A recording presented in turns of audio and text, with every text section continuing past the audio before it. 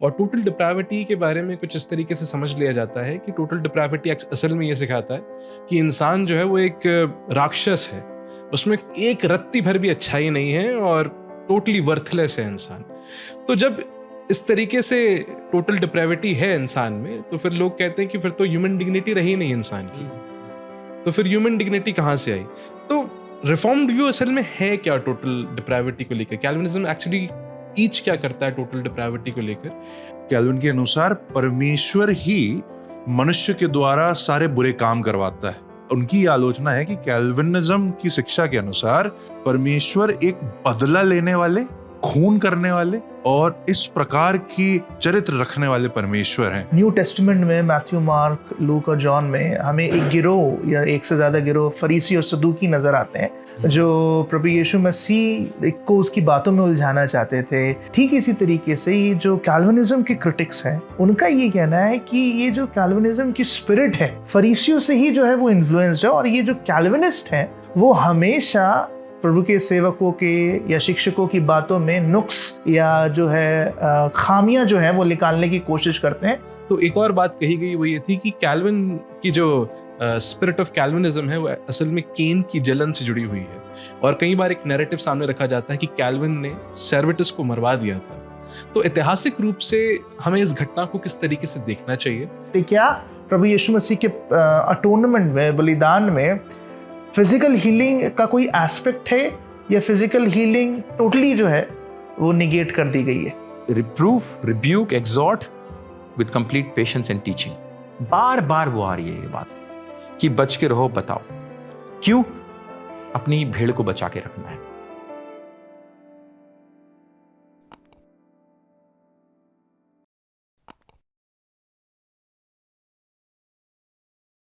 आप सभी को जय मसीह की। एक बार फिर से आप सभी का स्वागत है द शेपर्ड्स वॉइस के एक नए एपिसोड में।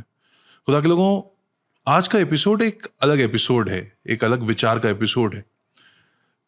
कुछ समय पहले एक पासबान, या ये कह लीजिए, मैं पासबान शब्द का भी इस्तेमाल नहीं कर सकता क्योंकि वो अपने आप को अपोस्टल कहते हैं, उन्होंने अपनी कलीसिया के सामने आकर कुछ सिद्धांतों को और ऐतिहासिक कुछ बातों को इस प्रकार से रखा जो हमें नहीं लगता कि ऐतिहासिक रूप से ईमानदार था।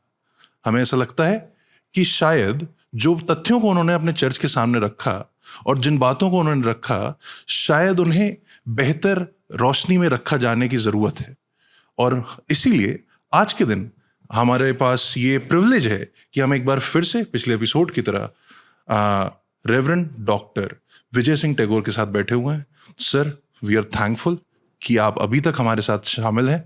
और मैं आपको बता देना चाहता हूं, जिन्होंने पिछला एपिसोड नहीं देखा है, रेवरेंड डॉक्टर विजय सिंह टैगोर एक न्यू टेस्टमेंट स्कॉलर हैं, एक प्रोफेसर हैं, साथ ही साथ में एक रिफॉर्म थियोलॉजियन है। और जो ऑब्जेक्शंस को उन पर्टिकुलर पास्टर ने या उस पर्टिकुलर टाइटल्ड अपोस्टल ने जो अपने चर्च में रखा था, हम उनके कुछ ऑब्जेक्शंस को आज डॉक्टर साहब के सामने रखेंगे, ताकि इस आशा से कि जो ऐतिहासिक बातों को कलीसिया के सामने रखा गया है और शायद एक तरफा पक्ष जो बताया गया है, क्योंकि डॉक्टर टैगोर रिफॉर्म थियोलॉजी से बहुत ही बखूबी वाकिफ हैं, तो वो उस पूरे ऐतिहासिक घटना को, उन सारी बातों को एक सही रोशनी दे सकें और कलीसिया के सामने सच आ सके। तो जरूर से आज के दिन हमारे साथ इस एपिसोड में जुड़े रहिए, इन चीजों को सीखिए, और कुछ जो ऑब्जेक्शंस जब हम उनके सामने रख रहे हैं, जरूर से अगर आपके पास कुछ सवाल आते हैं, आप हमारे साथ बांट सकते हैं। Doctor Tagore, once again we are thankful कि हम एक बार फिर से आपके सामने बैठे हुए हैं और आप हमारे साथ एक बार फिर से इस नए एपिसोड में शामिल हैं। सर, इससे पहले कि हम किसी और पर्टिकुलर ऑब्जेक्शन के बारे में बात करें, मैं चाहूंगा सर, अगर आप एक बार अपने शब्दों में, अपने तरीके से रिफॉर्म थियोलॉजी क्या है, कैल्विनिज्म क्या है, इन बातों को रख सकें और ये बता सकें कि हिंदुस्तानी कलीसिया के लिए, भारतीय कलीसिया के लिए ये किस प्रकार से लाभदायक है या प्रयोजन में आ सकता है। ठीक है, अच्छा सवाल, thank you. First of all thank you, एक बार फिर से आप लोगों ने मौका दिया कि हम लोग खास तौर से रिफॉर्म थियोलॉजी जो बड़ा नया शब्द सुनाई पड़ता है कई बार लोगों के बीच में, और कैल्विनिज्म, जिसको मैंने लगभग 25 साल पहले सुना था इस शब्द को अपने खुद के जीवन में। और क्या इसकी उपयोगिता है ख़ास तौर से हमारी मंडली के लिए, उस बात को आपने बताने का मौका दिया। So thank you once again for that. Reform theology क्या है? सो रिफॉर्म थियोलॉजी जो है वो एक नज़रिया है जो प्रोटेस्टेंट रिफॉर्मेशन, मार्टिन लूथर का अगर आपने नाम सुना होगा, आप लोग को पता होगा, वहाँ से निकल के आ रहा है। एक नज़रिया जो कुछ खास बाइबल की शिक्षाओं को दर्शाता है। सबसे बड़ी शिक्षा जो उसकी वो है कि परमेश्वर का वचन हर चीज़ में, हर चीज़ का क्या बोलेंगे, न्याय है।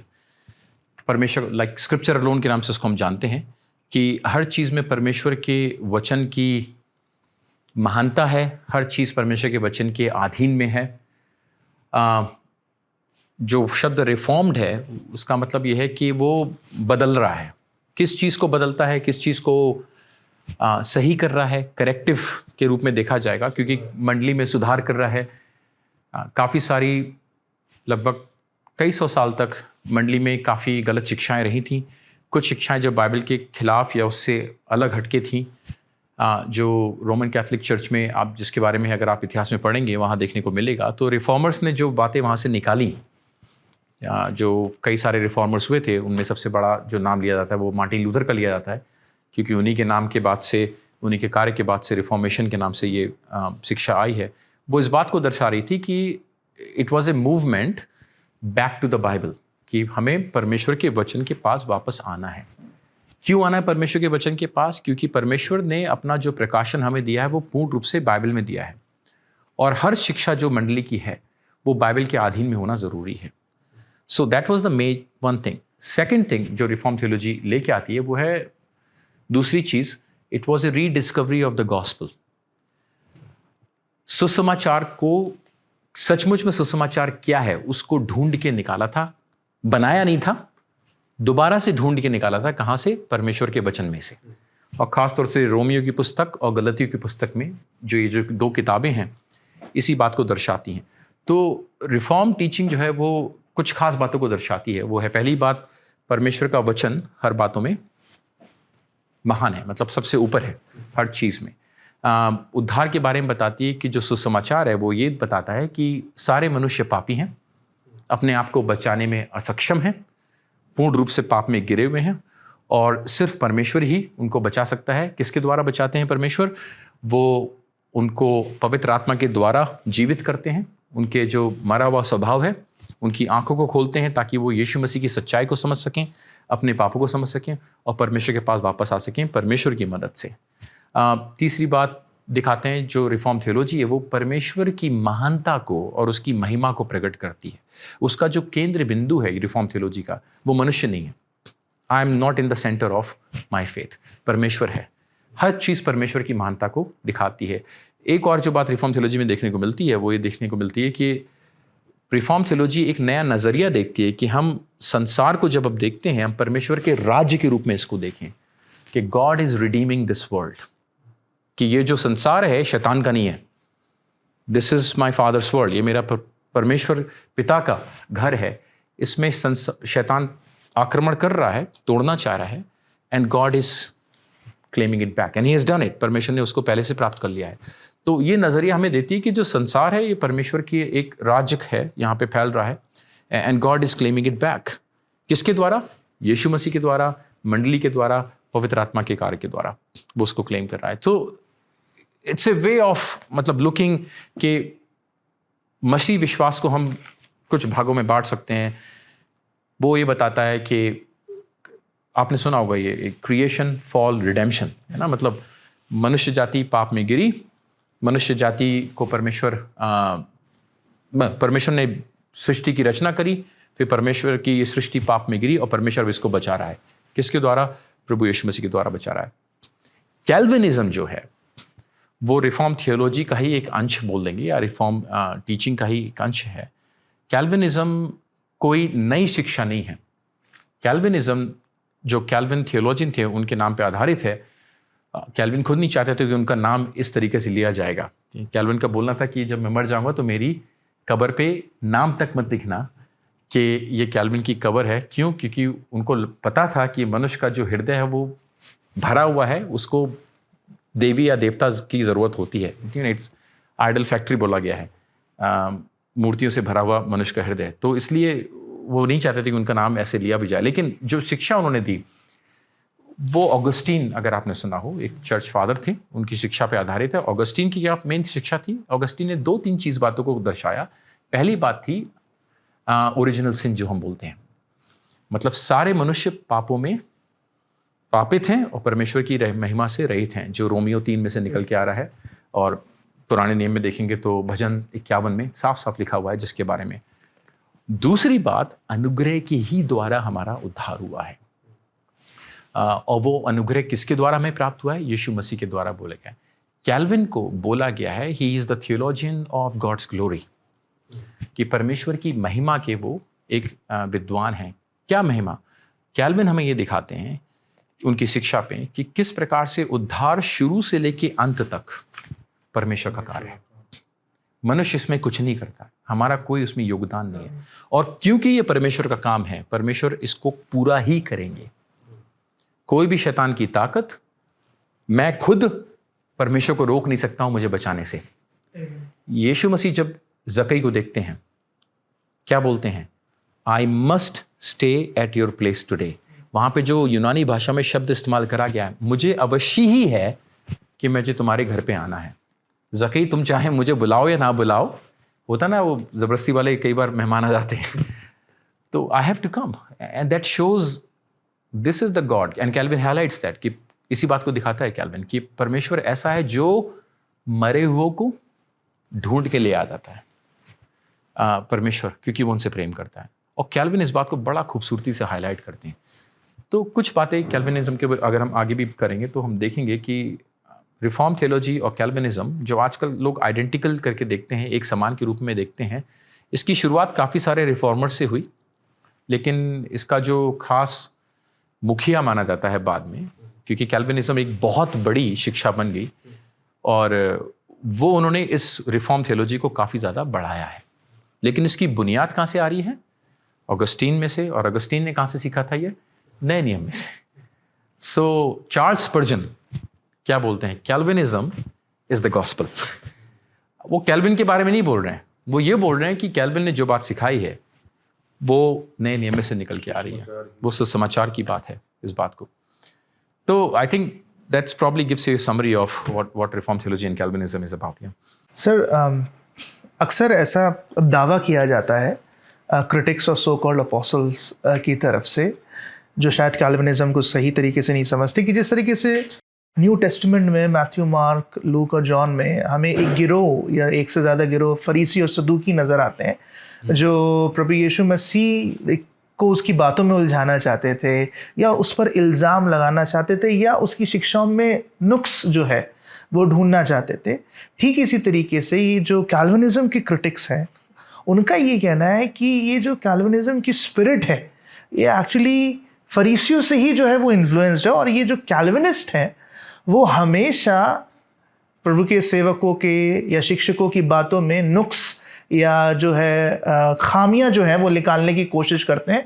और ये जो कैल्विनिज्म की रूह है वो बुरी है, और ये हमारे जवानों को शायद क्या बोलते हैं इन्फ्लुएंस कर सकती, तो इससे दूर रहना चाहिए क्योंकि ये काफ़ी जजमेंटल है। सो आपका सर इसके बारे में क्या राय है? ठीक है, मेरे अनुभव में अभी तक क्या हुआ है, जितने लोग कैल्विन को गलत समझते हैं उन्होंने कैल्विन को ठीक से पढ़ा नहीं है, और जब तक वो पढ़ ना लें और गहराई से उसकी लिखने वाले को, कैल्विन को हमें लाइट नहीं लेना है, हल्का नहीं लेना है। हम एक ऐसे व्यक्ति की बात कर रहे हैं जिसने 17-18 साल की उम्र में अपने आप को ग्रीक हिब्रू पढ़ा के PhD हासिल कर ली थी, यूनिवर्सिटी में वो लेक्चर दे रहा है। हम एक ऐसे व्यक्ति के बारे में बात कर रहे हैं जिसने 27 साल की उम्र में इंस्टीट्यूट लिख दिया, जो अब तक का सबसे बड़ी सिस्टमेटिक थियोलॉजी या फिर जो सबसे बढ़िया जो चीज़ लिखी गई है बाइबल के बाद में वो मानी जाती है विद्वानों के रूप में। हम एक ऐसे व्यक्ति के बारे में बात कर रहे हैं जिसने पूरे के पूरे बाइबल के ऊपर कमेंट्री लिख दी रेवलेशन को छोड़ के। तो हम किसी हल्के आदमी के बारे में बात नहीं कर रहे हैं, एक बहुत ही ज़्यादा विद्वान एक बहुत ही ज़्यादा ऐसा व्यक्ति जिसको पता था वो क्या करना चाहता है, जिसने परमेश्वर की बुलाहट को बहुत गहराई से समझा। वो एक लॉयर बनना चाह रहा था, उसके पिताजी चाह रहे थे, एक स्कॉलर बनना चाह रहा था, और पहले से परमेश्वर उसको ले के आता ज़बरदस्ती कि नहीं तुम्हें पादरी बनना है। And Calvin was not just a theologian, he was a pastor, a scholar pastor. एक वो पास्टर था, एक स्कॉलर था उसके बारे में। तो जब हम बात जो करते हैं what is the spirit of Calvinism, we need to first understand who is Calvin, कौन है कैल्विन। और कैल्विन की जो थियोलॉजी थी वो कैल्विनिस्ट लोगों के व्यवहार के साथ में हमें तुलना नहीं करनी है हमेशा। और वो मैं क्यों बोलना चाह रहा हूँ इसके बाद मैं बताना चाह रहा हूँ। अगर परमेश्वर को श्रेय देना उद्धार के लिए, और जो कैल्विन की मेन शिक्षा थी कि परमेश्वर ही उद्धार का हमारा क्या है, बनाने वाला है, हमारे को बचाने वाला है, हर चीज में वो परमेश्वर को उद्धार दे रहा है, he is the theologian of God's glory. अगर वो चीज कहना गलत है और वो क्या लिखा रहा है, मनुष्य को कोई भी श्रेय नहीं मिलना चाहिए। अब अगर ये चीज बाइबल में नहीं बता रहे देन तो ओके कैल्विन गलत है। लेकिन अगर बाइबल वही बात को बता रही है बार बार सुसमाचारों में, तब तो फिर कैल्विनिज्म सही है और वो बाइबल के ऊपर आधारित रहता है। छोटा सा उदाहरण लूका 18 में यीशु मसीह बताते हैं एक दृष्टांत को। दो लोग मंदिर में जाते हैं प्रार्थना करने, एक फरीसी और एक टैक्स कलेक्टर। जो फरीसी है जाके क्या बोलता है कि प्रभु मैं बड़ा अच्छा आदमी हूँ, 3-4 नियमों को बताता है, मैं उपवास रखता हूँ, मैं दान देता हूँ, मैं सारे अच्छे अच्छे कार्य करता हूँ प्रभु, और मैं इस पापी मनुष्य की तरह नहीं हूँ। किसकी तरफ उंगली उठा रहा है वो? टैक्स कलेक्टर की तरफ, जो चुंगी लेने वाला है। और जो चुंगी लेने वाला होता है वो अपना सर भी नहीं उठाता, अपनी छाती पीट के बोलता है प्रभु मुझ पापी पे दया कीजिए।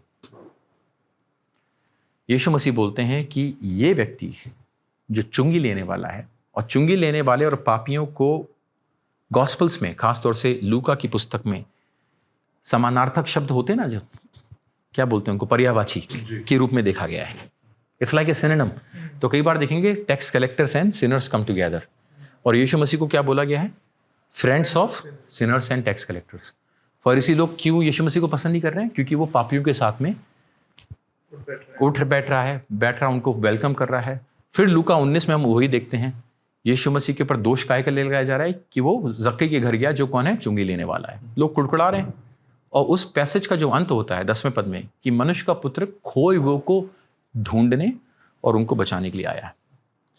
That is the spirit of Calvinism, कि जो इस बात को हमें दिखा रही है कि परमेश्वर उन लोगों के लिए नहीं है जो अपने आप को घमंड करते हैं, जो अपने आप को बेहतर समझते हैं। परमेश्वर उन लोगों के लिए जो पश्चाताप करते हैं, जो अपने आप को समझते हैं कि मैं तुच्छ हूं, किसी लायक नहीं हूं बचाने के लिए, और फिर परमेश्वर मेरे लिए आया ना। मैं क्यों ये बात को समझाना चाह रहा था? इसलिए क्योंकि कैल्विन ने इस बात को बड़ा खूबसूरती से अपनी सारी की सारी जो भी उसने चीज़ें ली हैं, that is kind of his ultimate goal.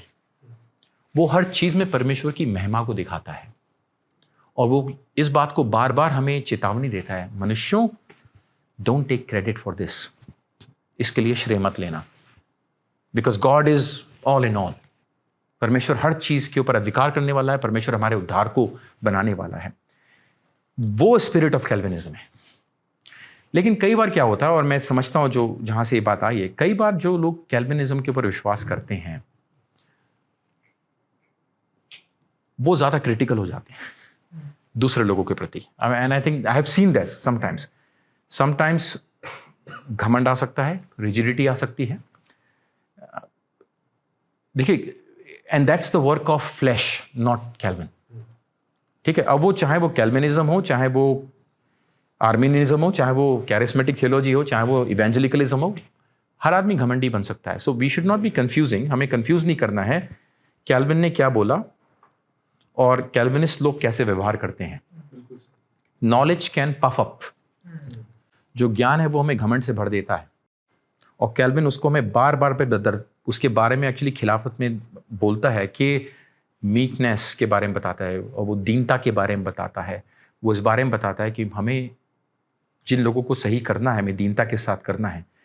तो कैल्विनिज्म जो है वो घमंड को नहीं प्रमोट करता है। 4 चीज़ें मैं बताऊंगा जल्दी से कि कैल्विनिज्म किस बारे में बता रहा है। कैल्विनिज्म बताता है कि it's about reverence before sovereign God, कि परमेश्वर के सामने हमें आना है दीनता के साथ में और आदर के साथ में। नॉट घमंड, घमंड के साथ में नहीं आना है. It is about humility before grace. क्योंकि उद्धार में जो प्रभु है वो प्रभु यीशु मसीह है. और कैल्विनिज्म इस बात को दर्शा रहा है. कैल्विनिज्म है जो it promote zeal for holiness, कि पवित्रता के लिए हमें कैसे बढ़ना है. कैल्विन को एक और थियोलॉजियन बोला गया है, द थियोलॉजियन ऑफ सैंक्टिफिकेशन. सबसे ज़्यादा पवित्र आत्मा के द्वारा शुद्धिकरण के बारे में कैल्विन बोल रहा है. सबसे ज़्यादा पाप के जो छुपे हुए पाप होते हैं, द हिडन सिंस, वो कैल्विन उसके बारे में हमें बता रहा है. And Calvinism teaches us love for scripture and the church. Basically Calvin के लिए सबसे बड़ी जो बात रही है वो रहा है स्क्रिप्चर्स, प्रेम, चर्च के लिए प्रेम होना. तो जो लोग ऐसा बोलते हैं कि हाँ कैल्विनिज्म फरीसी वाला है, तोड़ने वाला है, दे हैव मिसअंडरस्टूड कैल्विन. क्यों? क्योंकि उन्होंने पढ़ा ही नहीं है, उसके बारे में जाना नहीं है ठीक से, उसको समझा नहीं है ठीक से. अगर ये बोलना कि हाँ मैं जो हूँ वो परमेश्वर के अनुग्रह की वजह से हूँ सिर्फ, अगर ये बोलना गलत है तो कैल्विनिज्म गलत है. लेकिन अगर यही बात बाइबल हमें बता रही है देन कैल्विनिज्म इज राइट. क्यों? Because it is based upon the scriptures. तो इस प्रकार की जो क्या बोलें, कैरिकेचर बोलते हैं ना, मतलब दूसरे की रेपुटेशन को खराब करना बगैर उसको समझे हुए, बगैर उसको जाने हुए, that's dangerous. Because Calvinism promotes humility, grace, it's scripture based.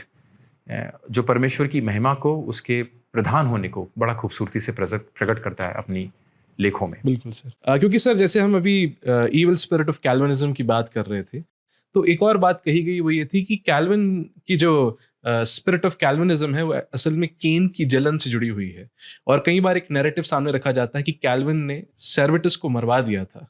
तो ऐतिहासिक रूप से हमें इस घटना को किस तरीके से देखना चाहिए और क्या सीखना चाहिए इस घटना से जो हमें ऐतिहासिक रूप से देखने को मिलती है? आपने बहुत अच्छी अच्छी बातें बताई हमें कैल्विन के बारे में, उसकी शिक्षाओं के बारे में, पर इस ऐतिहासिक घटना को आप किस तरीके से देखते हैं और क्या हम सीख सकते हैं इन चीज़ों से? इस पर हम आपके विचार जानना चाहेंगे. Thank you.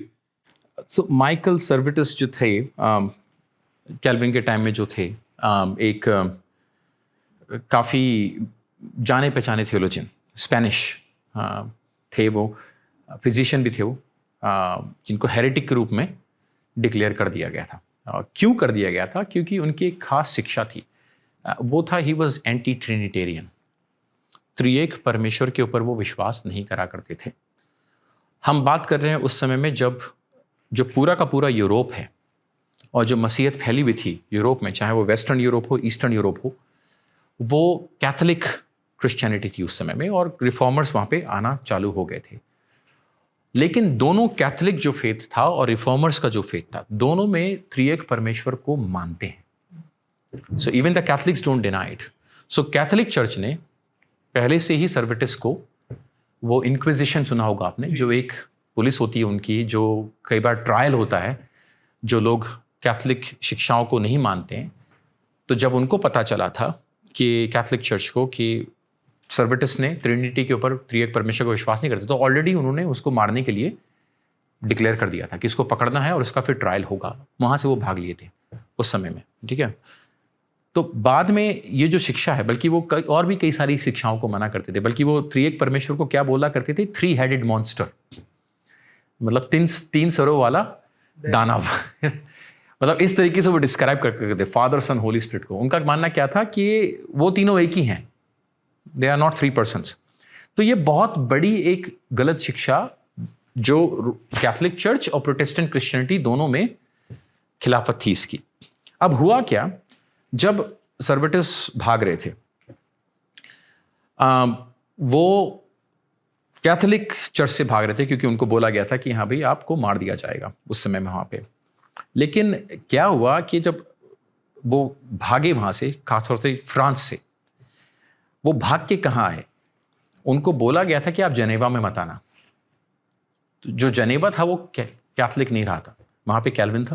वहाँ प्रोटेस्टेंट क्रिश्चियनिटी काफ़ी फैल चुकी थी. हम बात कर रहे हैं 1553 के आसपास के बीच की, उस समय में. और उनको पता था कैल्विन वहाँ पे है, लेकिन कैल्विन को सर्वेटिस बिल्कुल पसंद नहीं करता था, कैल्विन के खिलाफ. बल्कि वो कैल्विन को बड़ा बुरा भला, मतलब गालियाँ तक दी हैं, अलग अलग शब्दों का, अपशब्दों का इस्तेमाल करके. But he came to Geneva knowing that Calvin was there. उसको पता था कि कैल्विन वहाँ पे है, शायद वो उसके साथ में कुछ आर्ग्यूमेंट करना चाह रहे होंगे. चर्च भी अटेंड करा. अब हम बात कर रहे हैं उस समय में जब स्टेट और चर्च में कोई डिस्टिंक्शन था ही नहीं, विभिन्न था ही नहीं। एक तरीके से थियोक्रेसी समझ लिए इजराइल के टाइम में कि परमेश्वर ही वहाँ का राजा है और जो वहाँ के नियम परमेश्वर ने ठहराया वो राज्य के भी नियम है। सो थियोक्रेसी, सो वहाँ पे अधिकार किसको है सजा देने का? वो है जो उनकी काउंसिल थी, उनको है। चर्च किसके अधीन में है? काउंसिल के अधीन में, स्टेट के अधीन में। पादरी कौन अपॉइंट कर रहा है?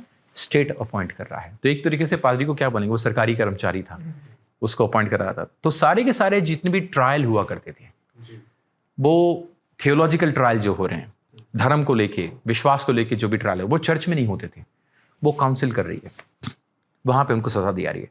तो थियोलॉजियन लोग क्या करते थे, तो सर्वेटस जब वहां पे अटेंड कर रहा था सर्विस, पता चल जाता है वहां पे काउंसिल को कि सर्वेटस यहाँ पे है। अब वो एक तरीके से मोस्ट वांटेड के रूप में माना जाता था, क्योंकि कैथलिक चर्च भी उसको ढूंढ रहा है, प्रोटेस्टेंट चर्च भी उसके खिलाफ है। वहाँ उसको पकड़ लिया जाता है और उसको अरेस्ट कर लिया जाता है और वहाँ पे उसका ट्रायल होता है सिविल कोर्ट में। एक तरीके से वहाँ पर कैल्विन को बुलाया जाता है कि तुम आके इसको टेस्ट करो। अगर वो रिकांट कर देगा, मना कर देगा कि हाँ ट्रिनिटी सही है, गलत नहीं है, तो शायद वो बच जाएगा। लेकिन सर्वेटस ने वहाँ पे मना नहीं करा। कैल्विन को सिर्फ जांचना था कि इसका विश्वास बाइबल के ऊपर आधारित है या नहीं है, और कैल्विन को बस ये बोलना था हाँ ये आधारित है नहीं है। कैल्विन ने उसको जलाने की आज्ञा नहीं दी थी, उसके पास वो अधिकार था ही नहीं। ही was a pastor, he is not part of the council. वो एक रिलीजियस लीडर है, वो सिर्फ उसका जो काम था उसको ये देखना था कि सर्वेटस ने क्या अभी भी वो जो त्रिएक परमेश्वर के खिलाफ है उस शिक्षा के ऊपर विश्वास करता है, या फिर उसने उसको छोड़ दिया और सही बात पे विश्वास कर रहा है बाइबल के अनुसार। कैल्विन ने सिर्फ उसको हाँ या ना के रूप में बताया। कैल्विन ने सत्य बताया, सच बताया कि सर्वेटस ट्रिनिटी के ऊपर विश्वास नहीं करता है। उसके बाद में डिसीजन कौन ले रहा है? सिविल कोर्ट, जो काउंसिल है वो लोग उसका निर्णय ले रहे हैं। और ये जो सिस्टम था वो पूरे के पूरे यूरोप में फैला हुआ था, क्योंकि कैथोलिक जो समाज था वो भी ऐसी था, उसके बाद में प्रोटेस्टेंट समाज भी उसी के ऊपर था। तो कैल्विन ने उसको जलाने की वो नहीं दी, बल्कि कैल्विन ने तो बोला इसको और थोड़ा कम पीड़ा वाली मृत्यु दीजिए। तो उसने क्या सिफारिश करी कि उसको गला काट दिया जाएगा, beheading rather than burning alive। लेकिन काउंसिल ने कैल्विन की बात को भी रिजेक्ट कर दिया। तो आप देख सकते हैं कैल्विन के पास कोई अधिकार नहीं था उसको। सो ये हिस्टोरिकल मिस इंफॉर्मेशन है। जो लोग बोलते हैं कैल्विन ने जला दिया, no no no, Calvin did not burn him. Calvin only tested him, सिर्फ उसने जांच करी और उसको सच तो बोलना ही था। जो सिस्टम है इस समय का वो था state is ruling the church. अब वो सिस्टम बाद में बदला है। बाद में वेस्टमिनिस्टर कन्फेशन ऑफ फेथ का आपने नाम सुना होगा, खासतौर से इंग्लैंड में जब रिफॉर्मेशन आ गया, तो बाद में रिफॉर्मर्स के बीच में भी ये बात आई कि there is a clause called liberty of conscience. मतलब हमारा जो हृदय है, मतलब हमारा जो क्या बोलेंगे विवेक है, उसमें स्वतंत्रता होना चाहिए। हम क्या चीज़ पे विश्वास करें या ना करें, ज़बरदस्ती हमें किसी चीज़ को विश्वास करने के लिए फोर्स नहीं करा जाना चाहिए, ताकि हर व्यक्ति जो परमेश्वर पे विश्वास करे वो स्वेच्छा से करे, उसकी आत्मा का कार्य होना चाहिए। भाई तलवार के ऊपर तो हर कोई हाँ बोल देगा अगर गले पे रखी है। तो वो बाद में रिफॉर्मर्स लोगों ने सपोर्ट करा। उस समय में वो शिक्षा वहाँ पे यूरोप में नहीं थी। तो बाद में इसको क्रिटिसाइज भी करा गया लोगों के द्वारा कि स्टेट को किसी को भी मारने की, खासतौर से थियोलॉजिकल ट्रायल्स, विश्वास को लेकर मारने की अधिकार नहीं होना चाहिए। चर्च डिसिप्लिन कर सकता है, और वहीं से आइडिया ऑफ चर्च डिसिप्लिन आता है। डिसिप्लिन कर सकता है चर्च, लेकिन चर्च किसी को मार नहीं सकता। सो वो लिबर्टी ऑफ कॉन्शियंस का जो क्लॉज था कि विवेक की स्वतंत्रता, वो बाद में वेस्टमिनिस्टर कन्फेशन ऑफ फेथ आपने सुना होगा, जो डॉक्यूमेंट जो निकल के आया था इंग्लैंड में 1600 से बाद में, उसमें उसको जोड़ा गया था, जो एक रिफॉर्म डॉक्यूमेंट हम बोलते हैं, प्रेस्बिटेरियन लोग उसको मानते हैं आज भी। तब वो वहाँ से निकल के आया। So Calvin did not act alone there as the जज, it was the civil magistrate जिन लोगों ने वो डिसीजन को लिया था। इस बेहतरीन जवाब के लिए सर आपका बहुत बहुत धन्यवाद। एक और ऑब्जेक्शन जो हम देखते हैं कैल्विनिज्म के खिलाफ उठता हुआ, वो हमें देखने को मिलता है ट्यूलिप से। तो कैल्विनिज्म के साथ ट्यूलिप को जोड़ा जाता है, उसकी शिक्षाओं को इस एक्रोनिम में एक तरीके से पेश किया जाता है। जो ट्यूलिप का टी है वो है टोटल डिप्राविटी। और टोटल डिप्राविटी के बारे में कुछ इस तरीके से समझ लिया जाता है कि टोटल डिप्राविटी असल में ये सिखाता है कि इंसान जो है वो एक राक्षस है, उसमें एक रत्ती भर भी अच्छाई नहीं है और टोटली वर्थलेस है इंसान। तो जब इस तरीके से टोटल डिप्रेविटी है इंसान में, तो फिर लोग कहते हैं कि फिर तो ह्यूमन डिग्निटी रही नहीं इंसान की, तो फिर ह्यूमन डिग्निटी कहाँ से आई?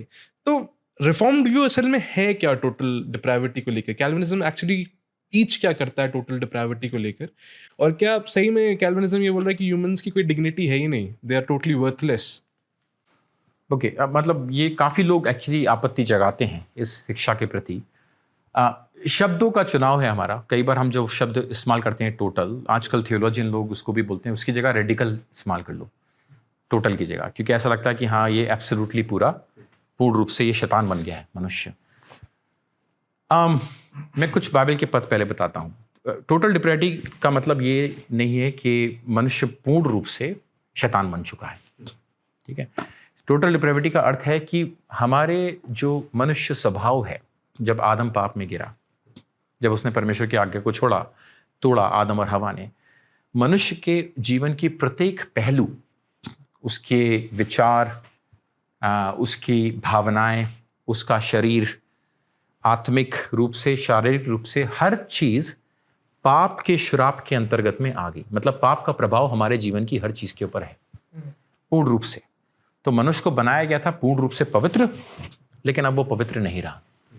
क्या वो अभी भी ऐसे अच्छे काम कर सकता है जो बाहरी रूप से अच्छे दिखें? हाँ, कर सकता है। क्यों? क्योंकि अभी भी वो परमेश्वर के स्वरूप को थामे हुए है। हालांकि वो भ्रष्ट हो गया, करप्ट हो चुका है, लेकिन परमेश्वर का स्वरूप उसने खोया नहीं है पूर्ण रूप से। It's like corrupted, not lost, ठीक है। वो भ्रष्ट करा गया है, वो पूर्ण रूप से खोया हुआ नहीं है। बल्कि हम देखेंगे कि उत्पत्ति 9 में परमेश्वर को अभी भी, मतलब परमेश्वर अभी भी बोलता है कि मनुष्य को जो कोई मारेगा वो उसको, उसके खिलाफ में क्या करेगा? He will hold them accountable. क्यों? क्योंकि अभी भी परमेश्वर किसका स्वरूप है? परमेश्वर का स्वरूप है। याकूब इस बात को बोलता है कि जिस मुंह से हम परमेश्वर की महिमा करते हैं, उसी मुंह से हम किसी दूसरे के खिलाफ कुछ बात बोलते हैं, उस व्यक्ति के बारे में जो अभी भी परमेश्वर के स्वरूप में रचा गया है। So we do find that जो टोटल डिप्रेविटी का मतलब है, उसका मतलब ये नहीं कि हम कोई भी काम अच्छा नहीं कर सकते। टोटल डिप्रेविटी का मतलब है हम कोई भी काम ऐसा अच्छा नहीं कर सकते जो आत्मिक रूप से, जो हमें परमेश्वर के सम्मुख अपनी पवित्रता के आधार पर परमेश्वर के सामने स्वर्ग का भागीदार बना दे। कि हम परमेश्वर के सामने जाके बोलें, प्रभु मैं बिल्कुल पवित्र हूँ, मैं सारे अच्छे काम करता हूँ और मैं स्वर्ग के लायक हूँ। क्योंकि बाइबल हमें बताती है, और ये कैल्विन की कोई शिक्षा नहीं थी, ना ही कोई रिफॉर्म थियोलॉजी ने इसको नए तरीके से प्रस्तुत करा। ये बेसिकली जो शिक्षा है वो आ रही है पुराने नियम में से निकल के। परमेश्वर ने मनुष्य को देखा और क्या बोला?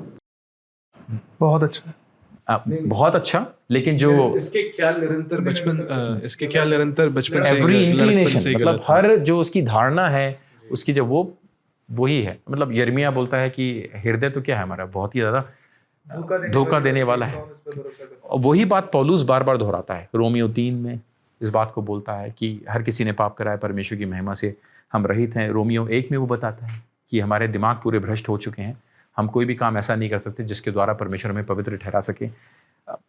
रोमियो इफिसियों 2 में, जो मैंने पहले भी बताया था, इफिसियों 2 में बताता है कि हम पाप में पूर्ण रूप से मरे हुए हैं, भ्रष्ट हो चुके हैं।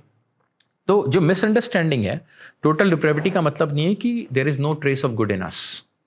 नहीं, हम अभी भी परमेश्वर के अनुग्रह के द्वारा, जिसको हम कॉमन ग्रेस के रूप में बोलते हैं या फिर साधारण परमेश्वर के अनुग्रह के बोलते हैं, उसके द्वारा हम परमेश्वर की अच्छी बातों को करते हैं। लेकिन वो कोई भी कार्य, जैसे यशायाह बोलता है ना, हमारे सारे अच्छे काम चिथड़ों के समान हैं, वो परमेश्वर के सामने परमेश्वर स्वीकार नहीं करेगा हमें स्वर्ग में हमारे अच्छे कामों के आधार पे। तो टोटल डिप्रेविटी का मतलब ये नहीं कि हम लोग शैतान बन चुके हैं, भेड़िए हैं हम लोग भेड़ की खाल में जो सिर्फ गलत काम करेंगे।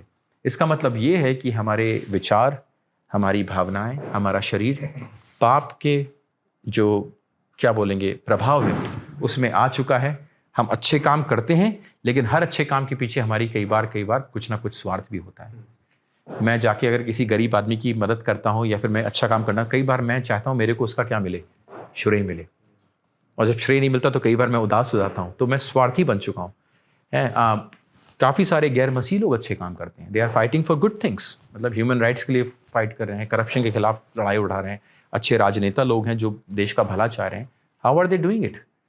परमेश्वर का अनुग्रह भी उनके ऊपर है, लेकिन क्या उनके सारे अच्छे काम परमेश्वर के सामने उद्धार के योग्य होंगे? नहीं। So total depravity is about our relationship with God in terms of salvation. परमेश्वर के साथ हम संबंध नहीं बना सकते हैं, लेकिन हम उसके अच्छे कामों को अभी भी कर सकते हैं, लेकिन वो अच्छे काम वो नहीं अच्छे काम होंगे जो हमें उद्धार के योग्य बना सकें. So that's kind of A misunderstanding of that term. उसको समझना ज़रूरी है हमारे लिए, ताकि हम मनुष्यों को बुरा भला करके ना देखें कि हाँ भाई ये पूरा शैतान बन चुका है उस प्रकार से. सर, हम बात कर रहे हैं कि उस क्रिटिक की जिन्होंने कैल्विनिज्म की शिक्षाओं को और कैल्विनिज्म की बातों को, कैल्विन की शिक्षाओं को उनकी आलोचना करी है अपनी कलीसिया के सामने. सर, उनकी आलोचनाओं में दो और आलोचनाएं जुड़ती हैं, वो मैं आपके सामने रखता हूं एक एक करके. एक सर ये थी कि उनका कहना यह है कि कैल्विनिज्म परमेश्वर के चरित्र को इतना बिगाड़ देता है.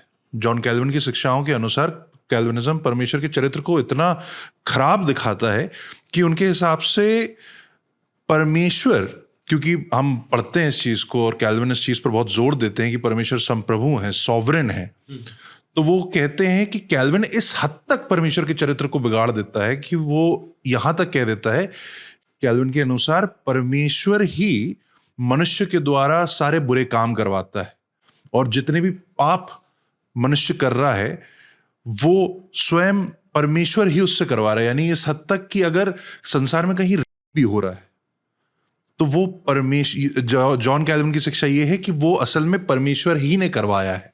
उनमें से एक ऑब्जेक्शन ये है. तो सर, आपका इस पर क्या विचार है? Okay, I mean it's a difficult question. मुश्किल सवाल है. और मुश्किल सवाल इसलिए नहीं कि इसका जवाब नहीं है. मुश्किल सवाल इसलिए है क्योंकि हम परमेश्वर के चरित्र के बारे में बातें कर रहे हैं, उसकी योजनाओं के बारे में बातें कर रहे हैं, उसकी रहस्यमय चीज़ों के बारे में बातें कर रहे हैं. परमेश्वर को पूर्ण रूप से समझने के लिए मुझे परमेश्वर से बड़ा होना पड़ेगा. I need to be bigger than God. Calvinism जब बात करता है कि परमेश्वर की सॉवरेनिटी को लेकर, कि परमेश्वर किस प्रकार से हर चीज़ के ऊपर प्रभुता करने वाला है और किस प्रकार से मनुष्य अपने कार्यों के लिए जिम्मेदार है, कैसे ये दो चीज़ें साथ साथ समान रूप से चलती हैं. बाइबल में हमें दो चीज़ें बराबर देखने को मिलती हैं. बाइबल बोलती है कि हम रिपेंट भी करके आए और एक साथ में हमें भी बोलता है कि हम अपने आप से रिपेंट कर भी नहीं सकते. तो how do these two things go hand in hand? पहली बात, God did not create robots. परमेश्वर ने जब बनाया आदम और हवा को, उसने उनको एक मशीन के रूप में नहीं बनाया, एक रोबोट के रूप में नहीं बनाया जिसका रिमोट कंट्रोल परमेश्वर के हाथ में है. जैसा परमेश्वर दबाएगा वैसा ही रोबोट हाथ उठाएगा, नीचे करेगा. No, God made them with free will, absolute free will, pure free will. मतलब परमेश्वर ने उनको रचा है अपनी खुद की पूर्ण स्वतंत्रता के साथ. But God also created them, परमेश्वर ने उनको बनाया with the possibility to choose, कि वो लोग चुनाव कर सकते हैं. अच्छे को चुन सकते हैं, गलत को चुन सकते हैं.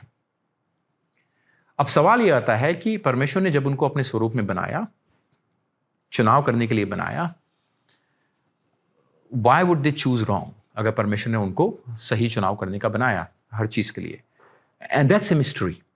ठीक है, अब हम बात करें परमेश्वर की उन डिक्रीज के बारे में, उस रहस्यों के बारे में, योजनाओं के बारे में जो उत्पत्ति से पहले आ रही हैं. हमारे पास परमेश्वर का वचन कब आ रहा है? उत्पत्ति से. We only know about God through creation, है ना, जो हमें जनरल रेवलेशन परमेश्वर ने हमें समान प्रकाशन दिया है. और अब हम परमेश्वर के बारे में जानते हैं किसके द्वारा? थ्रू हिज रिटन रेवलेशन, जो परमेश्वर ने हमें लिखित रूप से देखा है. जो ये लिखित रेवलेशन है, प्रकाशन है, वो आया है हमारे पास जब हम पापी बन चुके हैं. एक उद्धार के सुसमाचार के रूप में हमारे पास आया है. So it is coming to us. लेकिन वो उन सारे सवालों का जवाब नहीं देता जो सृष्टि से पहले परमेश्वर ने या तो निर्धारित करी हैं इटर्निटी में, अनंत काल में, और क्या परमेश्वर के निर्णय रहे हैं. लेकिन जो बाइबल हमें बताती है, बाइबल हमें दो चीज़ों को साफ साफ रूप से बताती है. पहली बात, बाइबल शुरू से लेकर अंत तक बताती है परमेश्वर पूर्ण रूप से हर चीज़ पे प्रभुता करने वाला है. Everything is under God's absolute control. अगर परमेश्वर पूर्ण रूप से प्रभुता करने वाले परमेश्वर नहीं है, then God is not God.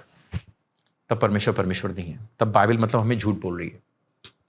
शुरू से लेकर अंत तक हम देखते हैं, चाहे मनुष्य चाहे कुछ भी कर ले, परमेश्वर की योजना को वो कभी भी कैंसिल नहीं कर सकता, मतलब उसको नकार नहीं सकता, उसको ख़त्म नहीं कर सकता। यूसुफ के समय में देखने को मिलता है ना, जैसे यूसुफ बोलता है जब उसके भाइयों ने उसको पकड़वा दिया कि तुम लोग तो चाह रहे थे क्या करना, बुरे के साथ, लेकिन परमेश्वर ने इसको भलाई में उत्पन्न कर दिया है। पौलुस भी इसी बात को बताता है, everything works for the good of those you know, या परमेश्वर ने जिसको बुला रखा है, जिसको बचा रखा है, जो उसके प्रिय जन है। तो ये शिक्षा हमें लगातार रूप से देखने को मिलती है। ठीक है, बाइबल हमें ये भी बताती है God is not the author of sin. परमेश्वर ने पाप को नहीं बनाया है, गॉड हैज अलाउड सिन।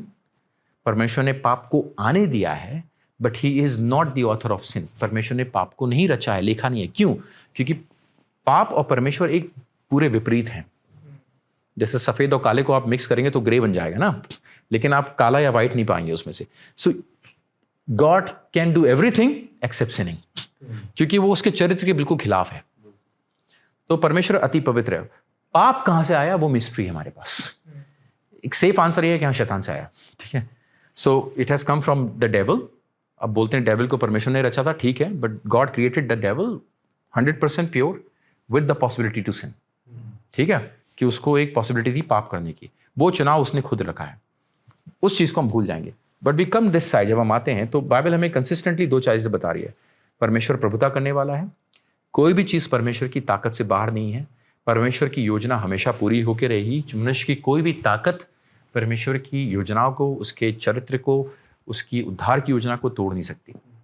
पौलुस इस बात को रोमी 8 में बोलता है ना, nothing can separate us from the love of Christ. कोई भी चीज नहीं कर सकती। And that's a very comforting thing, जिसको हम प्रीडेस्टिनेशन के नाम से भी जानते हैं कई बार, जैसे करके बोलते हैं ना, या फिर या गॉड सोवरेनिटी के नाम से जानते हैं, कि परमेश्वर ने हर चीज को पहले से निर्धारित कर दिया है। किसके अनुसार से निर्धारित करा है? अपनी खुद की इच्छा के अनुसार, अपनी योजनाओं को पूरा करने के लिए। अब सवाल यह आता है कि उसमें मनुष्य का रोल क्या है? What is my role now?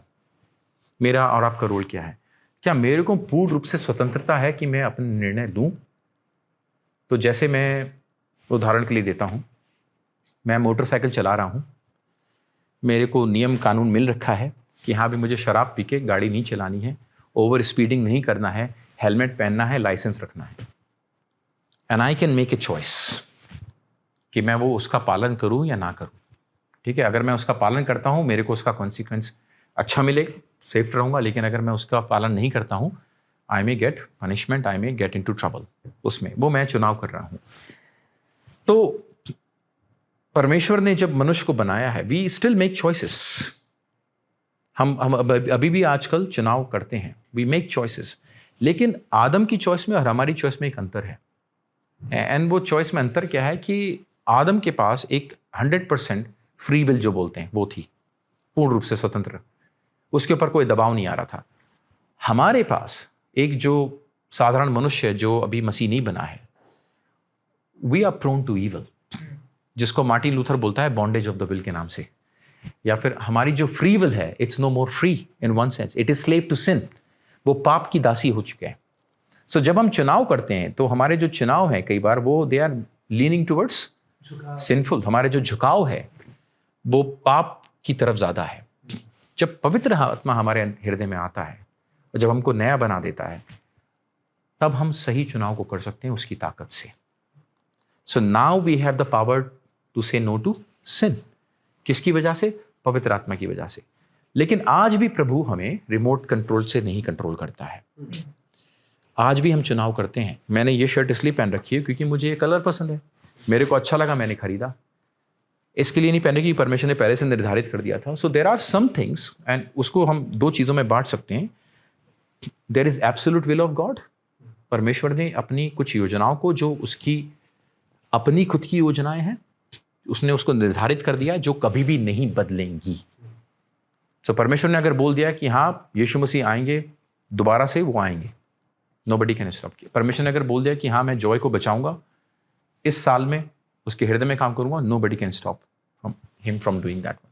चाहे मनुष्य की कोई भी ताकत आ जाए, चाहे वो हिटलर आ जाए, चाहे कोई भी कैसी ताकतें आ जाएं उसके खिलाफ में, नोबडी कैन स्टॉप हिम। लेकिन there is another thing called the permissive will of God. परमेश्वर कुछ चीज़ों को होने देता है, और वो होने देता है विद इन कि हम अपनी चॉइसेस को बनाएं। तो मैं चूज कर सकता हूं कि मैं गलत काम करूं और मैं अच्छा काम करूं। और परमेश्वर ही permits those things to happen. ठीक है, तो मैं अगर बाहर जाता हूँ और मैं जाके शराब पी के ज़्यादा गाड़ियाँ चला रहा हूँ और मैं किसी को मार देता हूँ, ठीक है, I had the freedom to keep the law, कि मैं कर सकता हूँ, टू स्टॉप द डैमेज, मैं उसको रोक सकता हूँ, वो जो डैमेज हो रखा है उसको वहाँ पे, और उसका जो कॉन्सिक्वेंस है मैं उसका फिर सामना भी करूँगा। ठीक है, कैन गॉड, अगर क्या परमेश्वर मुझे रोक सकता है वो करने से? यस ही कैन, अगर वो चाहे तो, but God does not treat us like robots.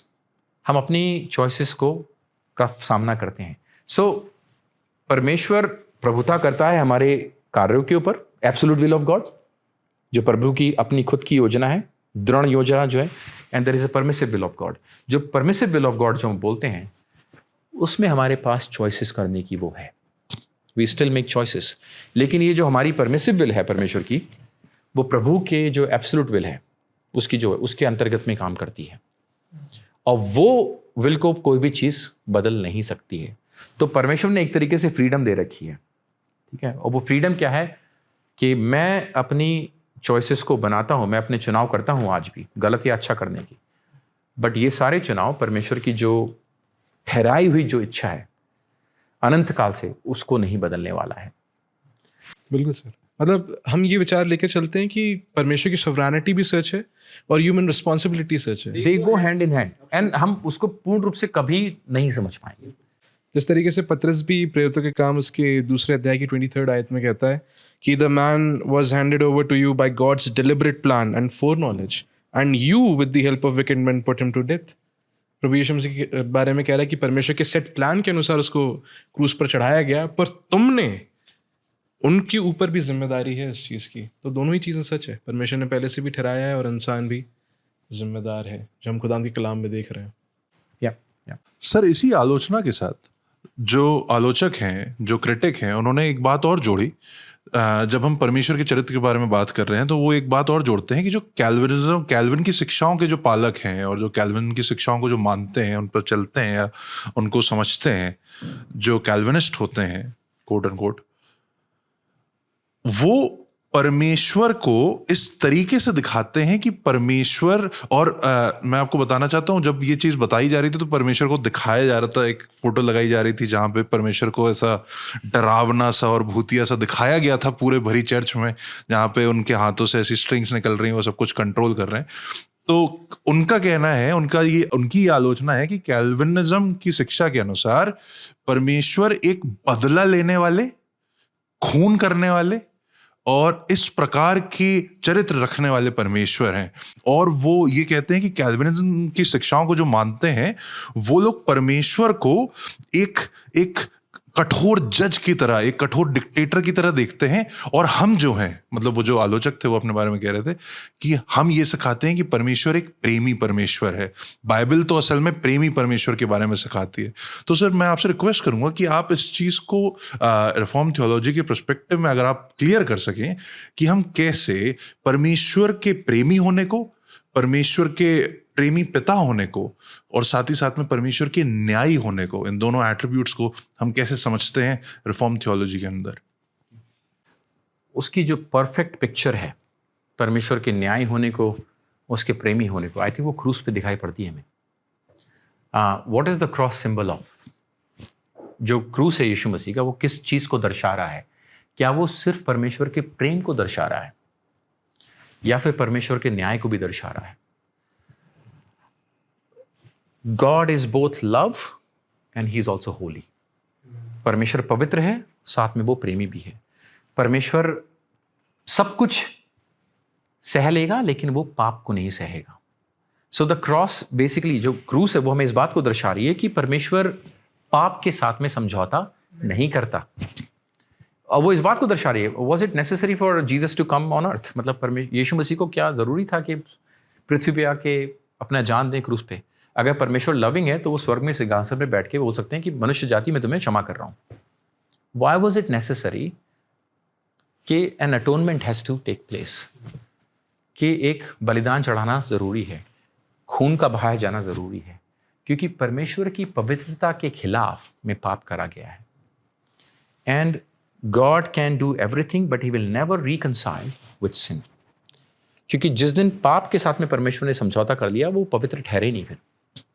तो द होलीनेस ऑफ गॉड, जो परमेश्वर की पवित्रता है, जो पुराने नियम और नए नियम में दोनों में बहुत खूबसूरती से, बड़े ही खूबसूरती से दर्शाई गई है। यशाया को जो विजन मिलता है, Holi Holi Holi is the Lord almighty, जो नए नियम में हम देखते हैं प्रकाशित वाक्य की पुस्तक में, जो सारे के सारे संत लोग खड़े हुए हैं परमेश्वर के सामने, गाना गा रहे हैं परमेश्वर की पवित्रता के बारे में, मेमने के बारे में।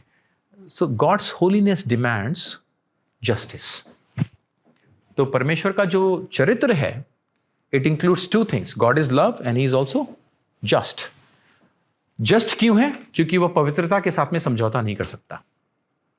तो परमेश्वर का जो जस्टिस है, न्याय है, वो उसकी पवित्रता को दिखाता है, और परमेश्वर का जो प्रेम है वो उसकी अच्छाई को दिखाता है।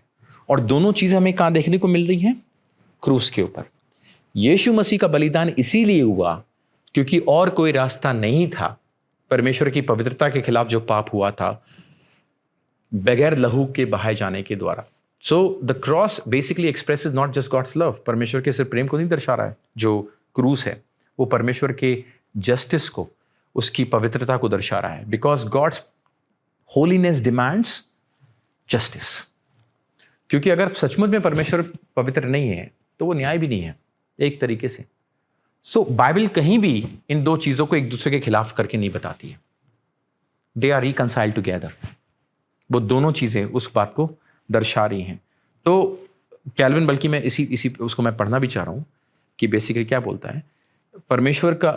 कैल्विन बोलता है कि परमेश्वर का जो न्याय है वो इस बात को डिमांड करता है कि पाप को जरूर से सजा दी जानी है।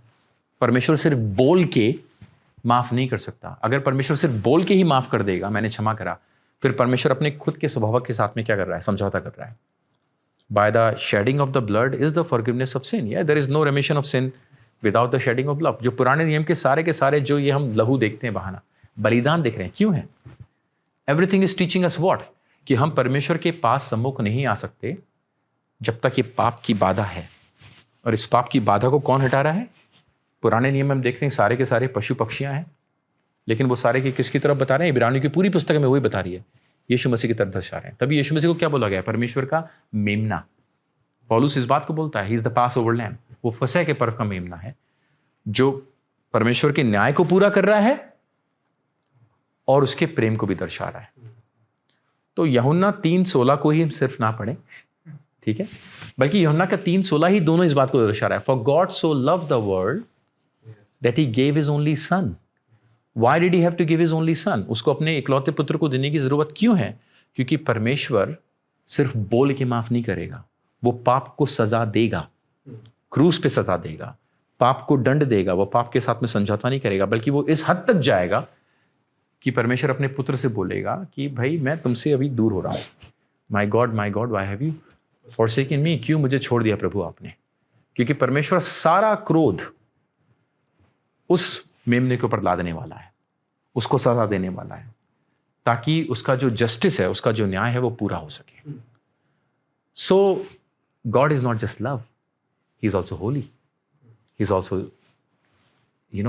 जस्ट। परमेश्वर पवित्र है, परमेश्वर न्याय है, वो उसके कैरेक्टर को है। तो एक पहलू को हम ना सिर्फ दोहराएं, पूरी की पूरी शिक्षा को देखें, बाइबल हमें क्या उसके बारे में बता रही है। सर, इसी सभा में ही कैल्विनिज्म की शिक्षा को लेकर ये कहा गया कि जो रिफॉर्म टीचिंग है, जो कैल्विनिस्ट टीचिंग है, वो असल में जो मटीरियल जो निर्धनता है उसको ग्लोरीफाई करती है। मतलब ये ग्लोरीफाई करती है कि अगर इंसान के पास पैसा नहीं है तो वो इंसान महान है, इस तरीके से दर्शाती है। और कैल्विनिस्ट जो हैं वो ये चाहते हैं कि जो गांव के जो पासबान हैं वो गरीब रहें, जबकि सारे कैल्विनिस्ट जो हैं वो बहुत मिलियनेयर्स हैं, वो अमीर हैं। और जॉन मैकार्थर का भी एग्जांपल दिया जाता है कि जॉन मैकार्थर देखिए खुद इतने अमीर हैं, लेकिन उनकी शिक्षाएं ये हैं कि हम प्रॉस्पर ना करें, प्रॉस्पेरिटी ना हो। और गांव में क्या बात कही गई थी कि गांव में साइकिल चलाने वाला जो पादरी है वो मैकार्थर स्टडी बाइबल रखता है, वो खुद गरीब है, लेकिन मैकार्थर जो है वो खुद बहुत अमीर थे। तो इस तरीके से आरोप लगाते हुए कहा जाता है कि जो कैल्विनिज्म है, जो रिफॉर्म टीचिंग है, वो एक्चुअली निर्धनता को ग्लोरीफाई करती है, महिमान्वित करती है। तो इस पर आप क्या कहेंगे?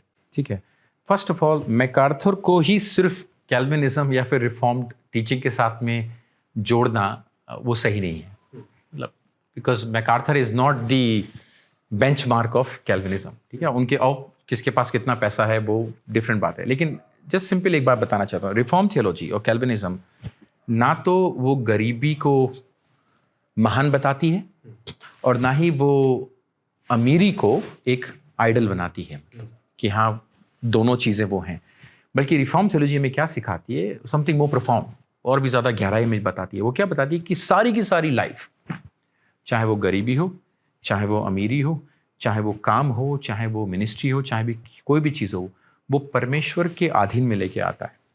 और वो ये दिखाता है कि जीवन की हर परिस्थिति, जीवन के हर प्रकार की चीज़, चाहे वो निर्धनता हो, चाहे वो धनी हो, वो परमेश्वर की महिमा को प्रकट करता है। दो चीज़ें मैं यहाँ पे बताना चाहूँगा।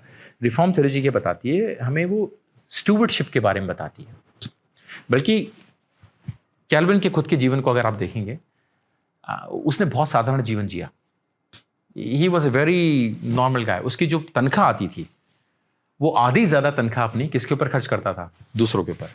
उसका जो घर था वो एक तरीके से वो बन चुका था होटल। उसकी पत्नी तंग आ गई थी, कितने सारे लोग आ रहे हैं, आके रहते हैं, खाते पीते रहते हैं। उसको खुद नहीं पता चलता था कैल्विन को कि मेरे घर में कौन रह रहा है। मतलब उसका जो लिविंग रूम था वो भरा हुआ था। So half of his salary used to go in looking after other people. वो बहुत कम सैलरी मिला करती थी उसको। अगर आप जीवन देखेंगे जो आजकल के जो रिफॉर्म थियोलॉजियंस हैं, क्या फिर ओके, मैंने कुछ के नाम भी लिख रखे हैं, बल्कि अगर आप उनकी टोटल एसेट वैल्यू देखेंगे, मार्टिन लोइड जोन्स रहा है, ठीक है, जॉन पाइपर हैं, रॉबर्ट मरी हैं, काफ़ी सारे, अगर आप एलिस्टर बैक को भी देख लें, they hardly own anything, none of them are millionaires और billionaires in that sense. But वो तो सिर्फ लोगों का उदाहरण है। कैल्विनिज्म टीचर्स क्या बोलता है कि प्रॉस्पेरिटी एंड पॉवर्टी दोनों परमेश्वर की इच्छा और उसके द्वारा दिए गए हुए कुछ परिस्थितियां हैं जिससे उसकी महिमा हो सके ना। Of course we don't glorify poverty. हम ऐसा नहीं बोलते कि गरीबी जो है एक बहुत अच्छी चीज़ है, बल्कि कैल्विनिज्म इस बात को बताता था कि हमें परिस्थितियों को बेहतर करना है। यू वोंट बिलीव, जनेवा में सबसे ज़्यादा स्कूल्स खोले गए, सबसे ज़्यादा हॉस्पिटल्स खोले गए, सबसे ज़्यादा गरीबों को कैसे उनका उत्थान करना है, उनको ऊपर लेके आना है, उसके ऊपर वो करा गया। क्यों? अब्राहम कायकर के आपने नाम सुना होगा, नेदरलैंड्स में, क्योंकि सारे के सारे जीवन को परमेश्वर के अधीनता में, उसकी सोवरेनिटी के अंदर में देखा गया। बल्कि कैल्विन ये तक बोलता है कि हम लोग अपने लिए पैदा नहीं हुए हैं, we are born to love our neighbour. परमेश्वर में नया जीवन दिया है ताकि हम अपने गरीबों की, मतलब अपने जो पड़ोसी है उसकी देखभाल कर सकें। तो वो ये बोलता है कि हमें स्लॉथफुल नहीं रहना है, हमें कमज़ोर नहीं पड़ना है, हमें अपनी कंडीशंस को इम्प्रूव करते रहना है। बल्कि कैल्विनिज्म ये भी बोलता है कि वर्क एज वर्शिप, कि हम अपने कामों के द्वारा परमेश्वर को महिमा देते हैं। So Calvinism never promotes poverty as a virtue. कभी भी गरीबी को एक वर्च्यू के रूप में नहीं देखा गया है, यस, बल्कि ये दिखाया गया है कि God wants people to be content, जो भी वो सर्कमस्टेंसेज में है उसमें रहें। और Calvinism provides a very positive attitude towards work, मतलब एक बड़ा ही सकारात्मक जो काम के प्रति है वो एक एटीट्यूड वैसा वाला हमारे अंदर स्वभाव पैदा करता है, ताकि हम अपने सारे कामों को परमेश्वर की तरफ से दिया हुआ एक वरदान के रूप में देख सकें। इसलिए कैल्विन क्या बोलता है, there is no work however humble that does not shine before God. कोई भी काम ऐसा नहीं है, चाहे वो कितना भी छोटा हो, चाहे वो कितना बड़ा हो, जो परमेश्वर के सामने ना लिखा है। जॉन मैकार्थर क्यों इतने पैसे वाले हैं? Okay, first of all that's the question basically, and that's because he supported through decades of ministry of publication and this and that. ठीक है, क्या सारी की सारी प्रॉपर्टी वो उनकी खुद की है? नहीं, काफ़ी चीज़ें ट्रस्ट के नाम पे हैं जो दी गई हुई हैं। और आप ऐसे देखेंगे, ये वेरिएशन आप देखेंगे काफ़ी सारी चीज़ों में। कई सारे रिफॉर्म थियोलॉजियंस हैं जो बहुत कम पैसे में भी रहते हैं, बहुत सिंपल लाइफ जीते हैं। पैकर का नाम देखें, स्टॉट लोग, जॉन स्टॉट को देखें, जे.आई. पैकर को देखें, बहुत सारा, इनके पास घर भी नहीं थे कईयों के पास जिन्होंने कभी अपने पास रखा, but they are writing books, they परमेश्वर के वचन को पढ़ा रहे हैं, उसके बारे में बता रहे हैं। तो बाइबल की जो टीचिंग है, मतलब मैकार्थर का एग्जाम्पल लेकर जो बनाते हैं, MacArthur does not preach prosperity theology. वो कभी भी इस बात को नहीं बता रहे कि हाँ धन जो है वो परमेश्वर की आशीष का प्रतीक है। कि फलवंत होना ही उस बात को है। He is not even saying poverty is a curse. वो ये भी नहीं बता रहे हैं कि जो निर्धन होना है वो एक तरीके से श्राप दिया गया हुआ है। ही टॉक्स अबाउट स्टीवर्डशिप, कि परमेश्वर ने हमें जो कुछ भी दिया है हमें उसका इस्तेमाल करना है, बढ़ना है, इम्प्रूव करना है लाइफ में, कंटेंट रहना है और वफादार रहना है। तो आई थिंक ये जो आइडिया है ना, मतलब कि रिफॉर्म थियोलॉजियन खुद अमीर हैं, मिलियनर बन चुके हैं और पास्टर लोग गरीब रह रहे हैं, आई think it's basically picking up एक दो उदाहरण यहाँ से लेके और उनके कैरेक्टर को वो करना, असैसिनेट करना, एक तरीके से उनको नीचे करके दिखाना, बजाय कि they understand that God redeems both poverty and wealth. परमेश्वर गरीबी को भी बचाता है उसको, और वो वेल्थ को भी बचाता है, क्योंकि दूसरा डेंजर क्या है? मटेरियलिज्म। और बाइबल में धन के खिलाफ में भी बहुत सारी चीज़ें लिखी हुई हैं। मतलब love for money is root of all evil, है ना। वो रिच धनवान के बारे में जो लिखा हुआ है, अमीर धनवान के बारे में दृष्टांत जो है वो यही है कि he did not serve God with his money. So I think that comes with stewardship. कम में हमें कंटेंट रहना है। पौलुस इस बात को बोलता है, you know, I can do all things through हुम हु गिव्स मी स्ट्रेंथ। किस सर्कमस्टेंसेस में बोल रहा है? जब वो जेल में है, जब वो स्ट्रगल कर रहा है। That's what he is talking about. He is not talking about running a race and winning it, है ना, वहाँ पे नहीं बोल रहा है। एंड सेम चीज़ वहाँ पे वार्निंग दे रहा है वो, वही Paulus, be careful with money, it's the root of all evil. Money is not, love for money is the root of all evil. तो ये वार्निंग दोनों को दी जा रही है। So we can never say that poverty is a virtue. So भाई हाँ, यीशु मसीह गरीब थे, वो उसमें थे तो हमें उसी कंडीशन में रहना है। No, reform theology also promotes, and परमेश्वर चाहता है कि हम अपने जीवन को बहुतायत से जिएं, but we live in contentment with godliness. धनवानों को क्या वार्निंग दी जाएगी? Don't let money become your idol. If you have money, अगर आपके पास पैसा है, we are suppose to use it, we are suppose to be generous. हमें दूसरों को देना है, हमें बांटना है। And I am pretty sure MacArthur is very generous man. Okay, जो इतनी सारी सेमिनरीज चल रही हैं, जितना सारी बाइबल्स बांटी जाती हैं, जो इतने सारे लिटरेचर प्रोड्यूस करा जाता है, I mean it comes from the generous heart of जिसने परमेश्वर के अनुग्रह को महसूस कर रखा है।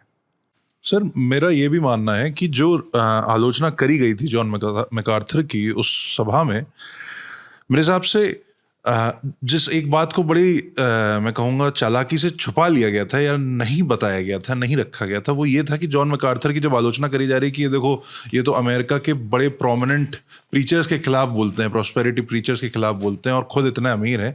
वो ये नहीं समझ रहे हैं कि जॉन मैकार्थर की टोटल पर्सनल एंटायर वर्थ जितनी है, उससे ज़्यादा वो जिन अमीर प्रीचर्स की आलोचना कर रहे हैं, उससे ज़्यादा तो उन लोगों की कारें ही हैं, उससे ज़्यादा तो वो लोग ऐसे ही उड़ा देते हैं। और जॉन मैकार्थर, जैसे अभी आपने पॉइंट आउट किया कि जॉन मैकार्थर भले ही उनकी पब्लिकेशन से, एक मैकार्थर स्टडी बाइबल का एग्जाम्पल ले लीजिए, जो कि मेरे हिसाब से ऐसा कोई पास्टर नहीं होगा जो बाइबल कॉलेज में पढ़ा और उसके हाथ में एक स्टडी बाइबल ना आई हो, तो हम समझ सकते हैं कि उनकी पब्लिकेशन की स्ट्रेंथ कितनी थी और फिर उन्होंने उस पैसे को कैसे और इस्तेमाल किया। और कितने लोग ऐसे हैं जिनको ये बाइबल फ्री में दे दी जाती है ताकि वो सीख सकें, समझ सकें।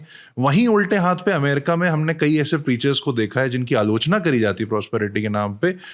वो तो पैसे पर चलते हैं, पैसे को मांगते हैं, इसलिए मांगते हैं क्योंकि परमेश्वर ने उनसे कहा है कि मुझे एक प्राइवेट जेट की ज़रूरत है, और उनके घर ही इतने बड़े बड़े हैं जितनी जॉन मैकार्थर की पूरी एंटायर वेल्थ है। तो ये रिप्रेजेंटेशन इस तरीके से करना कि देखो वो तो आलोचना कर रहे हैं, वो एप्पल्स और ऑरेंजेस वाला कंपैरिजन हो गया। जस्ट बिकॉज आपने बोल दिया कि नहीं उनकी सेवकाई इतनी बड़ी है, वो उस व्यक्ति की, वो जिन प्रॉस्पेरिटी प्रीचर्स के खिलाफ बोल रहे हैं, अगर आप उनकी पर्सनल गवाही देखें और उनके जीवन को जाके देखें कि वो किस प्रकार से पैसा इस्तेमाल कर रहे हैं, तो मेरे हिसाब से इंडियंस को उससे एक बेटर कॉन्टेक्स्ट मिल जाएगा कि जॉन मैकार्थर किस कॉन्टेक्स्ट में उनको क्रिटिसाइज करते थे जो अमेरिका में प्रॉस्पेरिटी प्रीचिंग्स को प्रमोट कर रहे थे। I mean absolutely yes sir, आलोचना करने वाले ये भी आलोचना करते हैं कि भाई जिस तरीके से पवित्र शास्त्र बताती है यशायाह नबी की किताब के 53 अध्याय में कि उसके कोड़े खाने से हम चंगे हो गए, तो जो आलोचक हैं वो कहते हैं कि चूंकि ये कैल्विनिस्ट या जो कैल्विनिज्म की शिक्षा के पैरोकारी हैं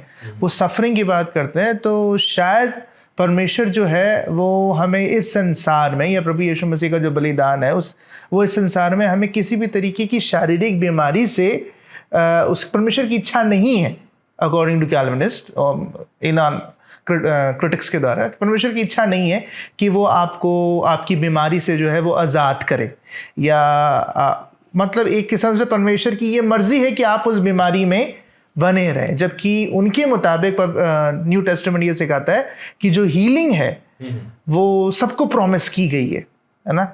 लेकिन फिर भी उनका ये कहना है कि कैल्विनिज्म जो है दे ऑल अबाउट सफरिंग, और वो फिजिकल हीलिंग को प्रभु यीशु मसीह के अटोनमेंट में इंक्लूड नहीं करते, जबकि ये शायद तो कहता है कि उसके कोड़े खाने से हम चंगे हो गए। सो आप क्या रिलेशन देखते, क्या प्रभु यीशु मसीह के अटोनमेंट में, बलिदान में फिजिकल हीलिंग का कोई एस्पेक्ट है, या फिजिकल हीलिंग टोटली जो है वो निगेट कर दी गई है? क्योंकि उनके हिसाब से तो नेसेसरी है कि अटोनमेंट है तो हीलिंग भी है। ठीक है। ये शायद 53 बहुत फेमस पैसेज है, नए नियम में कोट करा गया है 2 बार। ओके, तो यीशु मसीह खुद, बल्कि वो मत्ती 8 यहाँ पे अगर आप देखेंगे तो यहाँ पे मत्ती जो है वो कोट को अप्लाई कर रहा है यीशु मसीह की अर्थली मिनिस्ट्री। आई थिंक 1-2 चीज़ें हमें समझना ज़रूरी है। सिन हैज़ अफेक्टेड अस कम्प्लीटली। पाप ने हमारी ना ही सिर्फ आत्मिक संबंध को परमेश्वर के साथ में तोड़ा है, बल्कि जो पाप का जो श्राप है, पाप का जो प्रभाव है, हमारी भावनाओं पे आया है, हमारे शरीरों पे आया है, हमारे संबंधों में आया है, परमेश्वर के साथ, सृष्टि के साथ, पड़ोसियों के साथ। So sin is a curse which has affected every aspect of our life. पाप एक ऐसा श्राप है, एक ऐसा प्रभाव है जिसने हमारी हर चीज़ को प्रभावित करा है, हमारे आत्मिक जीवन को, हमारे शारीरिक जीवन को भी। We die because we are sinners, है ना। पाप की सबसे बड़ी मृत्यु क्या है, मतलब वो दंड क्या है, मृत्यु है। ओके, परमेश्वर ने मनुष्य को मरने के लिए नहीं बनाया था। Death is something that comes from outside. वो हमारे बनाने का मतलब it was not part of our original creation, जो हमारी परमेश्वर ने शुरू में जो हमारी सृष्टि की। And so is everything that comes from outside. तो बीमारियां आई, क्या क्या तूफान आते हैं, बाढ़ें आती हैं, सृष्टि प्रभावित हुई है, जानवरों में आपस में लड़ाइयाँ चल रही हैं, क्योंकि शेर हमें खाता है, हम शेर को खाते हैं, वो डिफरेंट चीज़ें। But we find that the whole aspect of human life is affected by sin. ठीक है। पुराने नियम में जब लोगों ने साल्वेशन को समझा, जब उन्होंने परमेश्वर के उद्धार को समझा, तो उन लोगों ने शालोम के रूप में समझा कि परमेश्वर की पूरी शांति हमारे साथ रहे। यशाया 53 और साथ साथ में यशाया में और भी सारे पैसेजेस हम देखते हैं, 60-61 में भी देखने को मिलता है कि वो उस दिन की बात करता है जब परमेश्वर पूर्ण रूप से इजराइल को उद्धार देगा। और जब पूर्ण रूप से परमेश्वर इजराइल को उद्धार देगा तो सृष्टि की जो श्राप है वो बदल जाएगा, पलट जाएगा, हर चीज़ वैसी हो जाएगी नई, जैसा कि परमेश्वर ने शुरू में इंटेंट करा था वैसा हो जाएगा। यशाया 53 जो है, जो 4 और 5वां मतलब पद है वहाँ पे, कि उसके कोड़े मतलब मारे जाने के द्वारा, उसके खून के बहाए जाने के द्वारा, उसके घाव के द्वारा हमें चंगाई मिली है। यीशु मसीह जब मत्ती में 8 में इसको अप्लाई करते हैं तो यीशु मसीह अपनी अर्थली हीलिंग मिनिस्ट्री में अप्लाई करते हैं, हम उसको मना नहीं कर रहे हैं। ठीक है, तो वो बात है। लेकिन जब मत्ती उसको अप्लाई कर रहा है, वो किस चीज़ को दिखाना चाह रहा है? वो ये दिखाना चाह रहा है कि यीशु मसीह जब आए हैं और यीशु मसीह जिस उद्धार को लेके आए हैं वो एक कंप्लीट पैकेज है, है ना। मतलब वो होलिस्टिक साल्वेशन जिसको बोलते हैं, कि यीशु मसीह आए हैं, सबसे बड़ा जो रूट है हर चीज़ श्राप मतलब हर परेशानी का, वो है पाप। वो पाप को तो यीशु मसीह हटाएंगे, that's the root of all evil, हर चीज़ की जड़ वही है। लेकिन साथ साथ में यीशु मसीह की वो जो बलिदान है, उसका जो मारा जाना है, वो उस पाप के श्राप को भी तोड़ती है। ठीक है, किस हद तक तोड़ती है वो हमें समझना जरूरी है। Is it promising absolute removal of all those things? नहीं, वो हमें देखने को नहीं मिल रहा है। लेकिन क्या वो इस साइन को दिखा रहा है, उसकी तरफ चिन्ह दिखा रहा है कि हाँ एक समय आ रहा है, उसका हमें टेस्ट अभी खाने को मिल रहा है, पूरा का पूरा फल बाद में हमें देखने को मिलेगा। कि हाँ, जिसको हम बोलते हैं इट्स एस्कटोलॉजिकल इन नेचर, जो आने वाले समय की तरफ इशारा कर रहा है। तो उसका टेस्ट जब यीशु मसीह आते हैं कि वो बीमारों को चंगा कर रहे हैं, वो अंधों को आंखें दे रहे हैं, वो मृतकों को जीवित कर रहे हैं, वो कोड़ियों को सही कर रहे हैं, वो होलिस्टिक पिक्चर हमें देखने को मिली, और वो पापों को भी क्षमा कर रहे हैं। बल्कि आप कई बार देखेंगे यीशु मसीह कई बार वहाँ पे बीमार बैठे रहते हैं, वो चले जाते हैं वहाँ से। ठीक है, वो बोलते नहीं चलो हम आगे जाते हैं, सुसमाचार सुनाते हैं, यहाँ पे काम हो गया। So all these healings in the gospels we need to understand. हम जो हम देखते हैं जितने भी आश्चर्यक्रम के काम हो रहे हैं, वो यीशु मसीह के उद्धार की तरफ दर्शा रहे हैं। वो बता रहे हैं कंप्लीट पैकेज आ रहा है, कि पापों की क्षमा तो मिली है, जो सबसे बड़ा हर चीज का क्या है, जड़ है। जड़ से सिन को परमेश्वर निकाल रहा है, लेकिन जो उसके प्रभाव हैं वो भी खत्म होंगे। क्या वो पूर्ण रूप से अभी खत्म हो जाएंगे? नहीं, बिल्कुल नहीं, क्योंकि बाद में पतरस उसी आयत को दोबारा से इस्तेमाल करता है। पतरस 2:24 में, वही यशाया 53 में, लेकिन वहां पे जो वो चंगाई की बात करता है, वहां पर वो फिजिकल हीलिंग की बात नहीं कर रहा है। जो कॉन्टेक्स्ट है वहां का संदर्भ बता रहा है, he is talking about sin, it's spiritual healing he is looking at. तो हम देखते हैं कि नए नियम में बोलेंगे the fruit of the atonement, जो फल है यीशु मसीह के बलिदान का, वो फर्स्ट ऑफ ऑल उसका जो प्राइमरी टारगेट है दैट इज सिन, पाप को हटाना है। उसके साथ साथ में पाप के साथ में जुड़ी हुई जो श्राप हैं वो भी हट रहे हैं। But are they going to be completely removed? नहीं। पौलुस बोलता है रोमियो 8 में इसी बात को, the whole creation is waiting for liberation, कि पूरी की पूरी जो सृष्टि है जो करप्शन में आ चुकी है, जिसके ऊपर पाप का प्रभाव है, जो बॉन्डेज टू करप्शन अंग्रेजी में बोल रहा है, जो गुलाम बन चुकी है इस श्राप के, वो इंतजार कर रही है। क्यों? ताकि वो भी पूर्ण रूप से इस उद्धार का स्वाद चख सके। बल्कि उसको वो कंपेयर करता है कि it is waiting like a groaning, you know, like जैसे लेबर में नहीं होता है एक गर्भवती महिला, वैसे वेट कर रही है। और क्या बोलता है पौलुस? We wait eagerly for adoption as sons for the redemption of our bodies, कि हम अपने शरीर का पूर्ण रूप से उद्धार हो जाए, छुटकारा मिल जाए, उसका इंतजार कर रहे हैं। तो पौलुस भी इस बात को क्या दिखा रहा है? He is waiting for cosmic renewal, पूरे संसार का रिन्यूअल होगा। रेवलेशन में वही बात हमें देखने को मिलती है कि अब पुरानी बातें बीत चुकी हैं, अब नई बातें आ रही हैं, कि अब परमेश्वर खुद हमारे बीच में आएगा। तब हम वो जो यशाया बोलते हैं ना कि सांप के बिल में हम हाथ डाल देंगे, ठीक है, हम भेड़िए के साथ में बैठ के खाना खाएंगे, all those things will come true, literally in one sense you can say. लेकिन उसका जो फोर टेस्ट है वो हमें अभी मिला है।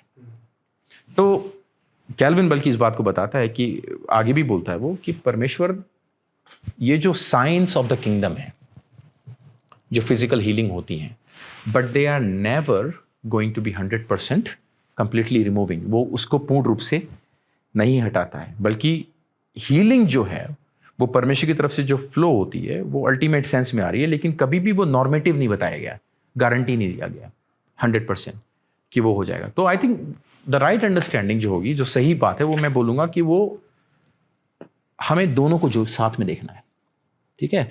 पाप जो हर चीज़ की जड़ है और उससे जुड़े हुए श्राप। क्या यीशु मसीह पाप को हटाने के लिए आया? हाँ। क्या यीशु मसीह श्राप को हटाने के लिए आया? हाँ। लेकिन इन श्रापों की पूरी जो ताकत है उसको हम अभी उसके ऊपर हम पूर्ण रूप से विजय प्राप्त होता हुआ नहीं देखते।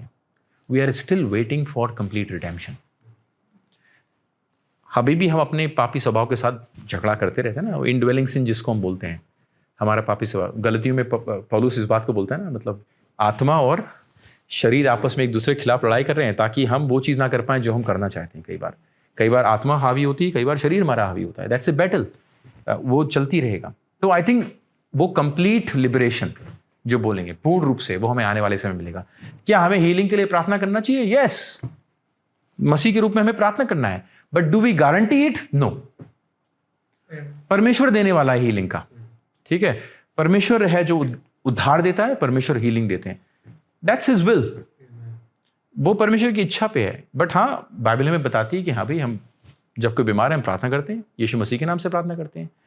लेकिन कई बार ये भी होता है कोई फिजिकल हीलिंग लेके फिर यीशु मसीह पे विश्वास नहीं करता, तो वो सिर्फ जरा से उसने उसको चख लिया, लेकिन जो सबसे बड़ी जो जड़ थी पाप, उससे छुटकारा नहीं पाया उसने। So what is the use of that?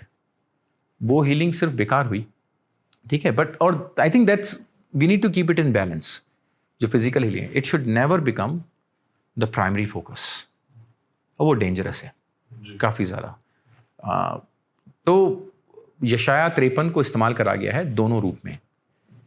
मत्ती की पुस्तक में उसको इस्तेमाल करा गया है यीशु मसीह के फिजिकल हीलिंग से रिलेटेड, लेकिन जब पतरस उसको इस्तेमाल कर रहा है, he is not talking about physical healing there at all. वहाँ पे वो सिर्फ बात कर रहा है जो स्पिरिचुअल हीलिंग है, जो पाप की बीमारी है, उससे पर छुटकारा के ऊपर बातचीत कर रहा है। तो I think we need to keep that balance. और ये कई बार ये इस चीज़ को नहीं समझते लोग, वो मान लेते हैं इस चीज़ को और इस चीज़ को रिसीव कर लेते हैं पास्टर्स के थ्रू और जो भी टीचिंग्स दी जाती हैं इस प्रकार की, पर ये नहीं समझते कि कितने ऐसे ईमानदार विश्वासी हैं जो शायद शारीरिक रूप से चंगे नहीं हैं।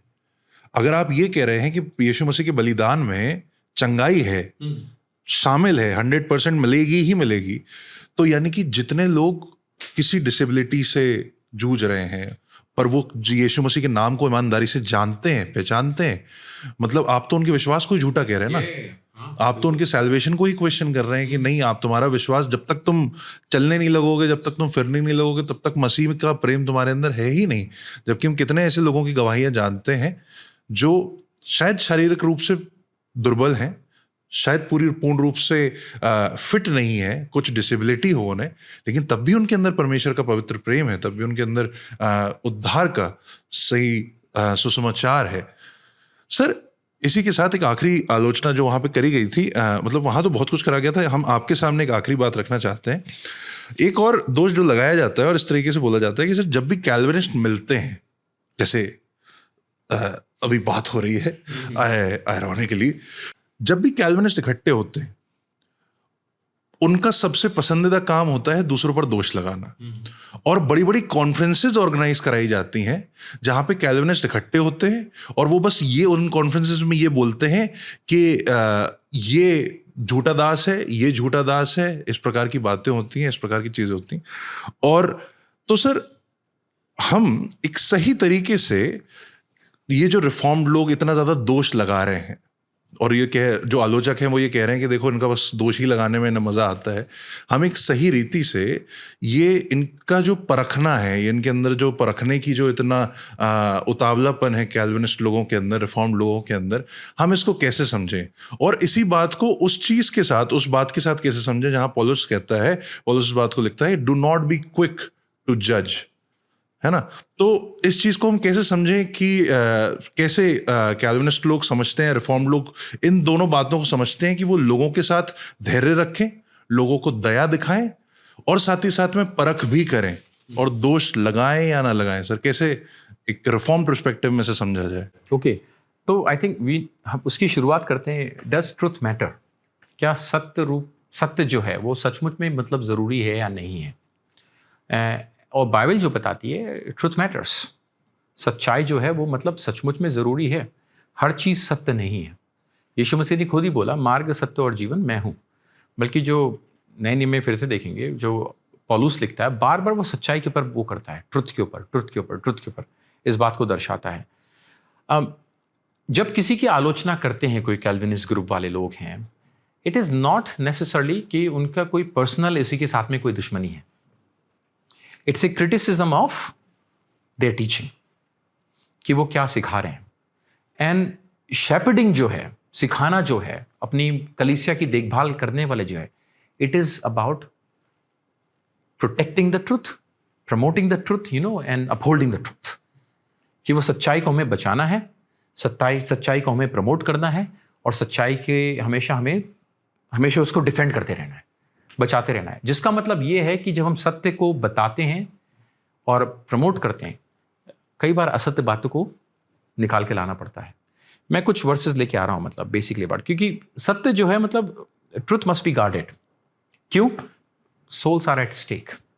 लोगों का अनंत जीवन दांव पे लगा हुआ है, क्योंकि गलत शिक्षा को पाके वो नरक भी जा सकते हैं और सही शिक्षा को पाके वो प्रभु के सम्मुख आ सकते हैं। पुराने नियम से लेके पूरे के पूरे नए नियम, एंड आई टेल यू, मैं यहूदा की पुस्तक में से प्रचार कर रहा था। उस समय मैंने थोड़ा फॉल्स टीचर्स के ऊपर थोड़ा स्टडी कर रहा था और I was shock to find out, मेरे को काफ़ी अचंभे हुआ जब मैंने मिला कि सुसमाचारों से लेकर सारी की सारी जो पुस्तकें हैं, कहीं ना कहीं पौलुस के सारे 13 लेटर और बाकी की जो पुस्तकें खासतौर से पतरस में, यूहन्ना में और इनकी जो पत्रियां हैं यहूदा की, याकूब की, सब पे फॉल्स टीचिंग को लेकर कुछ ना कुछ चेतावनी दे रखी है। यीशु मसीह खुद बोलते हैं, मतलब ये कि झूठे शिक्षकों के बारे में पौलुस खुद लड़ाई करता है। पौलुस ने आधी ज़्यादा अपनी पत्रियां किसके खिलाफ लिखी हैं? क्यों लिखी हैं? क्योंकि मंडली के ऊपर झूठे शिक्षकों का आक्रमण हो रहा था, गलत शिक्षाएं, चाहे वो गलतियों की हो, फिलिपियों की पुस्तक हो, थिस्सलुनी की पुस्तक हो, कुरिन्थियों को लेके हो, हर चीज़ में कहीं ना कहीं कुछ गलत शिक्षा आ रही थी। क्यों प्रेरित लोग सत्य को लेकर इतना ज्यादा मतलब चौकन्ने हैं? क्यों? Truth matters. क्योंकि गलत शिक्षा से पूरी की पूरी मंडली क्या हो जाएगी? बहक जाएगी। और वो गलत शिक्षकों को किसके साथ में तुलना करते हैं कई बार? भेड़ियों के साथ में, कि वो खा लेंगे, भेड़ को खा लेंगे, क्योंकि लोगों को तो पता नहीं है। So I think it's about pastoral responsibility. ये हमारी जिम्मेदारी है। और बल्कि जो बार बार कुछ शब्दों का इस्तेमाल करा गया है नए नियम में, वो डिसर्निंग के ऊपर करा गया है। There is a responsibility of discerning. जिम्मेदारी दी गई है खासतौर से अगुए लोगों को। एक बिब्लिकल मैंडेट जो हम बोलेंगे, रोमियो 16:17 में 8 में क्या लिखा हुआ है कि चौकन्ने रहो उन लोगों से जो बंटवारा करते हैं, जो बाधा बनते हैं। किस चीज़ में? जो तुम्हें गलत शिक्षा देते हैं, जो तुम्हें अलग अलग प्रकार की बातें बताते हैं, उनको अवॉइड करो, उनसे बच कर रहो। पौलुस को उसको लिख रहा है यहाँ पे, रोमियो की मंडली को लिख रहा है, जिन लोगों से वो मिला तक नहीं है अभी तक, जब वो लिख रहा है इस बात को। सेम बात वो बोलता है थिस्सलुनियों में पत्री में कि टेस्ट एवरीथिंग, हर चीज़ को जांचो परखो, जो सही है उसको पकड़े रहो, जो गलत है उससे दूर रहो, एब्सटेन फ्रॉम ईविल। यही बात वो तिमोथी में बोलता है, बल्कि पास्टरल एपिस्टल जिसको हम बोलते हैं, पहला तिमोथी, दूसरा तिमोथी, टाइटस में यही बात को बार बार कहता है कि reproof, rebuke, exhort with complete patience and teaching. बार बार वो आ रही है ये बात कि बच के रहो, बताओ। क्यों? अपनी भेड़ को बचा के रखना है। पौलुस की एक बहुत अच्छा एक लास्ट जो उसका फेयरवेल स्पीच जिसको हम बोलते हैं प्रेरितों के काम, आई थिंक 20 में पाया जाता है। जो इफिसियों के जो अगुवे लोग थे, एल्डर्स, वो आते हैं उसके पास और वो उनसे मिलने वाला है। उसको पता है उसको गिरफ्तार कर लिया जाएगा जैसे ही वो यरूशलेम पहुंचेगा। And he tells them, be watchful, चौकन्ने रहो, क्योंकि मेरे जाने के बाद कई सारे भेड़िया आ जाएंगे तुम्हारी मंडलियों में। Protect them, protect the sheep. बल्कि वो शब्द क्या इस्तेमाल करता है? शेपर्डिंग का, चरवाहे का। और चरवाहे का काम ये होता है कि वो भेड़ियों से बचा के रखे। और पौलुस बार बार इस बात की ताड़ना देता है, ये भेड़िए बाहर से नहीं आएंगे, they will come from within the church. वो चर्च में से निकल के आएंगे, and they are the most dangerous ones. Yakub की, यहूदा की पूरी पत्री इसी पे लिखी गई है कि ये फॉल्स टीचर्स कहाँ से आ गए हैं? मंडली के अंदर से आ गए हैं। And he tells again and again, protecting the sheep. Why? Because if you really love your sheep you will protect them. So एक जो बहुत बड़ी जिम्मेदारी मंडली के अगुओं को दी गई है, वो क्या करी गई है? चौकन्ने रहो, अपनी भेड़ों को बताओ कि गलत क्या है, सही क्या है, क्योंकि इट मैटर्स। या तो वो बचाए जाएंगे या पवित्रता में बढ़ेंगे, या फिर वो और भी गलत शिक्षाओं में पढ़ के बहक जाएंगे। और पूरे के पूरे जो पास्टरल एपिस्टल हैं वो इस बारे में दे रखे हैं। लेकिन it should be done with humility, with much repentance, मतलब पूरा पश्चाताप के साथ में, दीनता के साथ में। पॉलुस कैल्विन इस बात को बड़ा खूबसूरती से बोलता है कि it is the duty of faithful teachers. हर प्रत्येक व्यक्ति की जिम्मेदारी है जो अपने आप को वफादार अगुवे के रूप में बताता है, कि ना ही सिर्फ वो भेड़ियों को और चोरों को भगाए मंडली में से, लेकिन वो इन कामों को करे पूरी दीनता के साथ में, कहीं वो खुद भेड़िए ना बन जाए।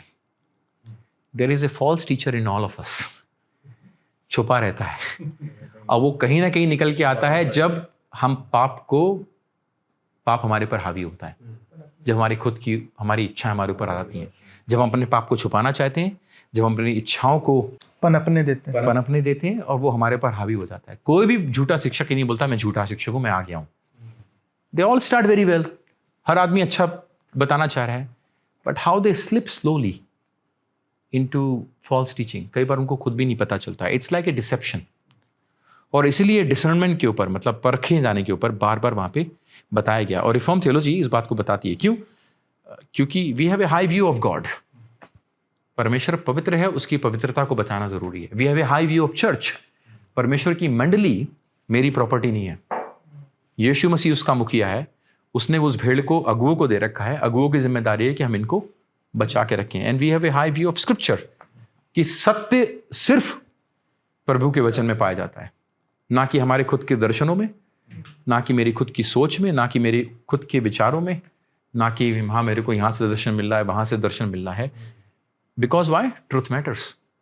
लेकिन इसको दीनता के साथ में बताता है। पौलुस कैसे उसका अंत करता है कि speak the truth in love, इफिसियम बोलता है, सत्य बोलो प्रेम से भर के। तो मेरी जो लड़ाई है, हमारी जो लड़ाई है, मतलब जो लोग बता देते हैं, it's not against people.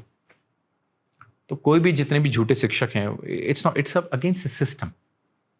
It's against teaching, मतलब एक खिलाफ जो ये जिम्मेदारी है, और इससे हम बच के भाग नहीं सकते।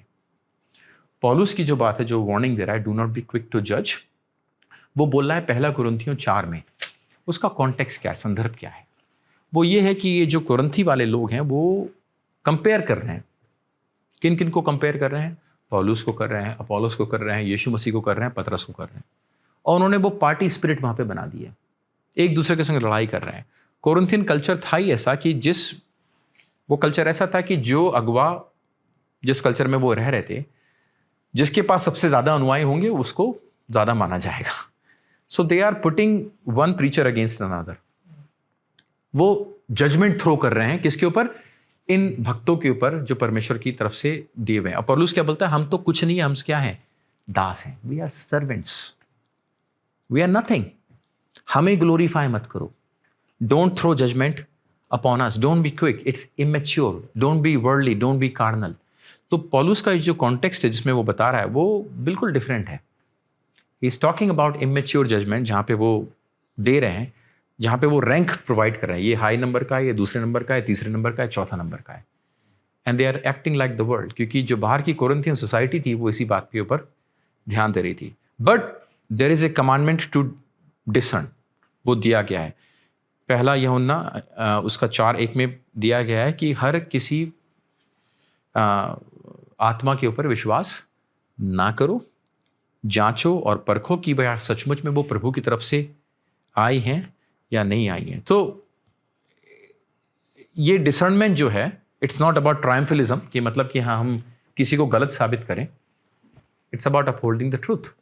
सत्य को जानना है, और अगर मैं सोचता हूँ परमेश्वर ने सत्य मुझे वचन में दे रखा है तो इसको बचाना है अलग अलग प्रकार के गलत धारणाओं से, अलग अलग प्रकार की गलत शिक्षाओं से। आमीन। सर, जैसे भी आपने जितने भी आपसे सवाल पूछे या हुए हैं, आपने कुछ शब्दों का इस्तेमाल किया, जैसे अभी शेपर्डिंग का इस्तेमाल किया है, चरवाहों का इस्तेमाल किया है, गडेरिये का इस्तेमाल किया है, दास का इस्तेमाल किया है।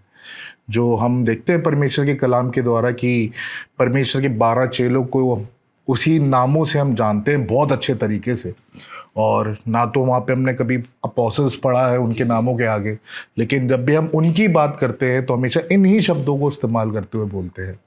लेकिन आज के समय में लोग इतना इन्फ्लुएंस हो चुके हैं प्रॉस्पेरिटी टीचिंग से, फॉल्स टीचिंग से, और भी बहुत सारी चीज़ों के द्वारा, कि लोग आज परमेश्वर के प्रचारकों को एक शब्द से भी पुकारने लगे, डेट इज पापा जी और पापा, है ना। तो आपका उस पर्टिकुलर प्रोस्पेक्टिव पे क्या विचार है? आप उन लोगों के लिए क्या एक शिक्षा देना चाहते हैं जो आप अपने सामने से प्रेजेंट करना चाहते हैं? तो that's a very good question, बहुत अच्छा सवाल है, क्योंकि ये बड़ी समस्या है हमारे, खासतौर से हमारे कल्चर में। ठीक है, जो पापा है, पोप को भी पापा बोला करते थे, वहीं से आ रहा है निकल के। और जो पोप की जो समझ थी वो समझा जाता था, आपने समझा होगा, वाइकर। वाइकर का मतलब है रिप्रेजेंटेटिव ऑफ क्राइस्ट, कि यीशु मसीह की जगह पे वो बंदा आया है। ठीक है, अगर हम नए नियम को खास तौर से देखें, प्रेरितों को, और प्रेरित लोग जो शिक्षा दे रहे हैं चर्च के अगुओं के बारे में, तो आपने बिल्कुल सही दिखाया, they are always using certain words. Shepherds, जो पास्टर के लिए जो शब्द इस्तेमाल करा गया है ग्रीक भाषा में, वो शेपर्ड ही है, वही है।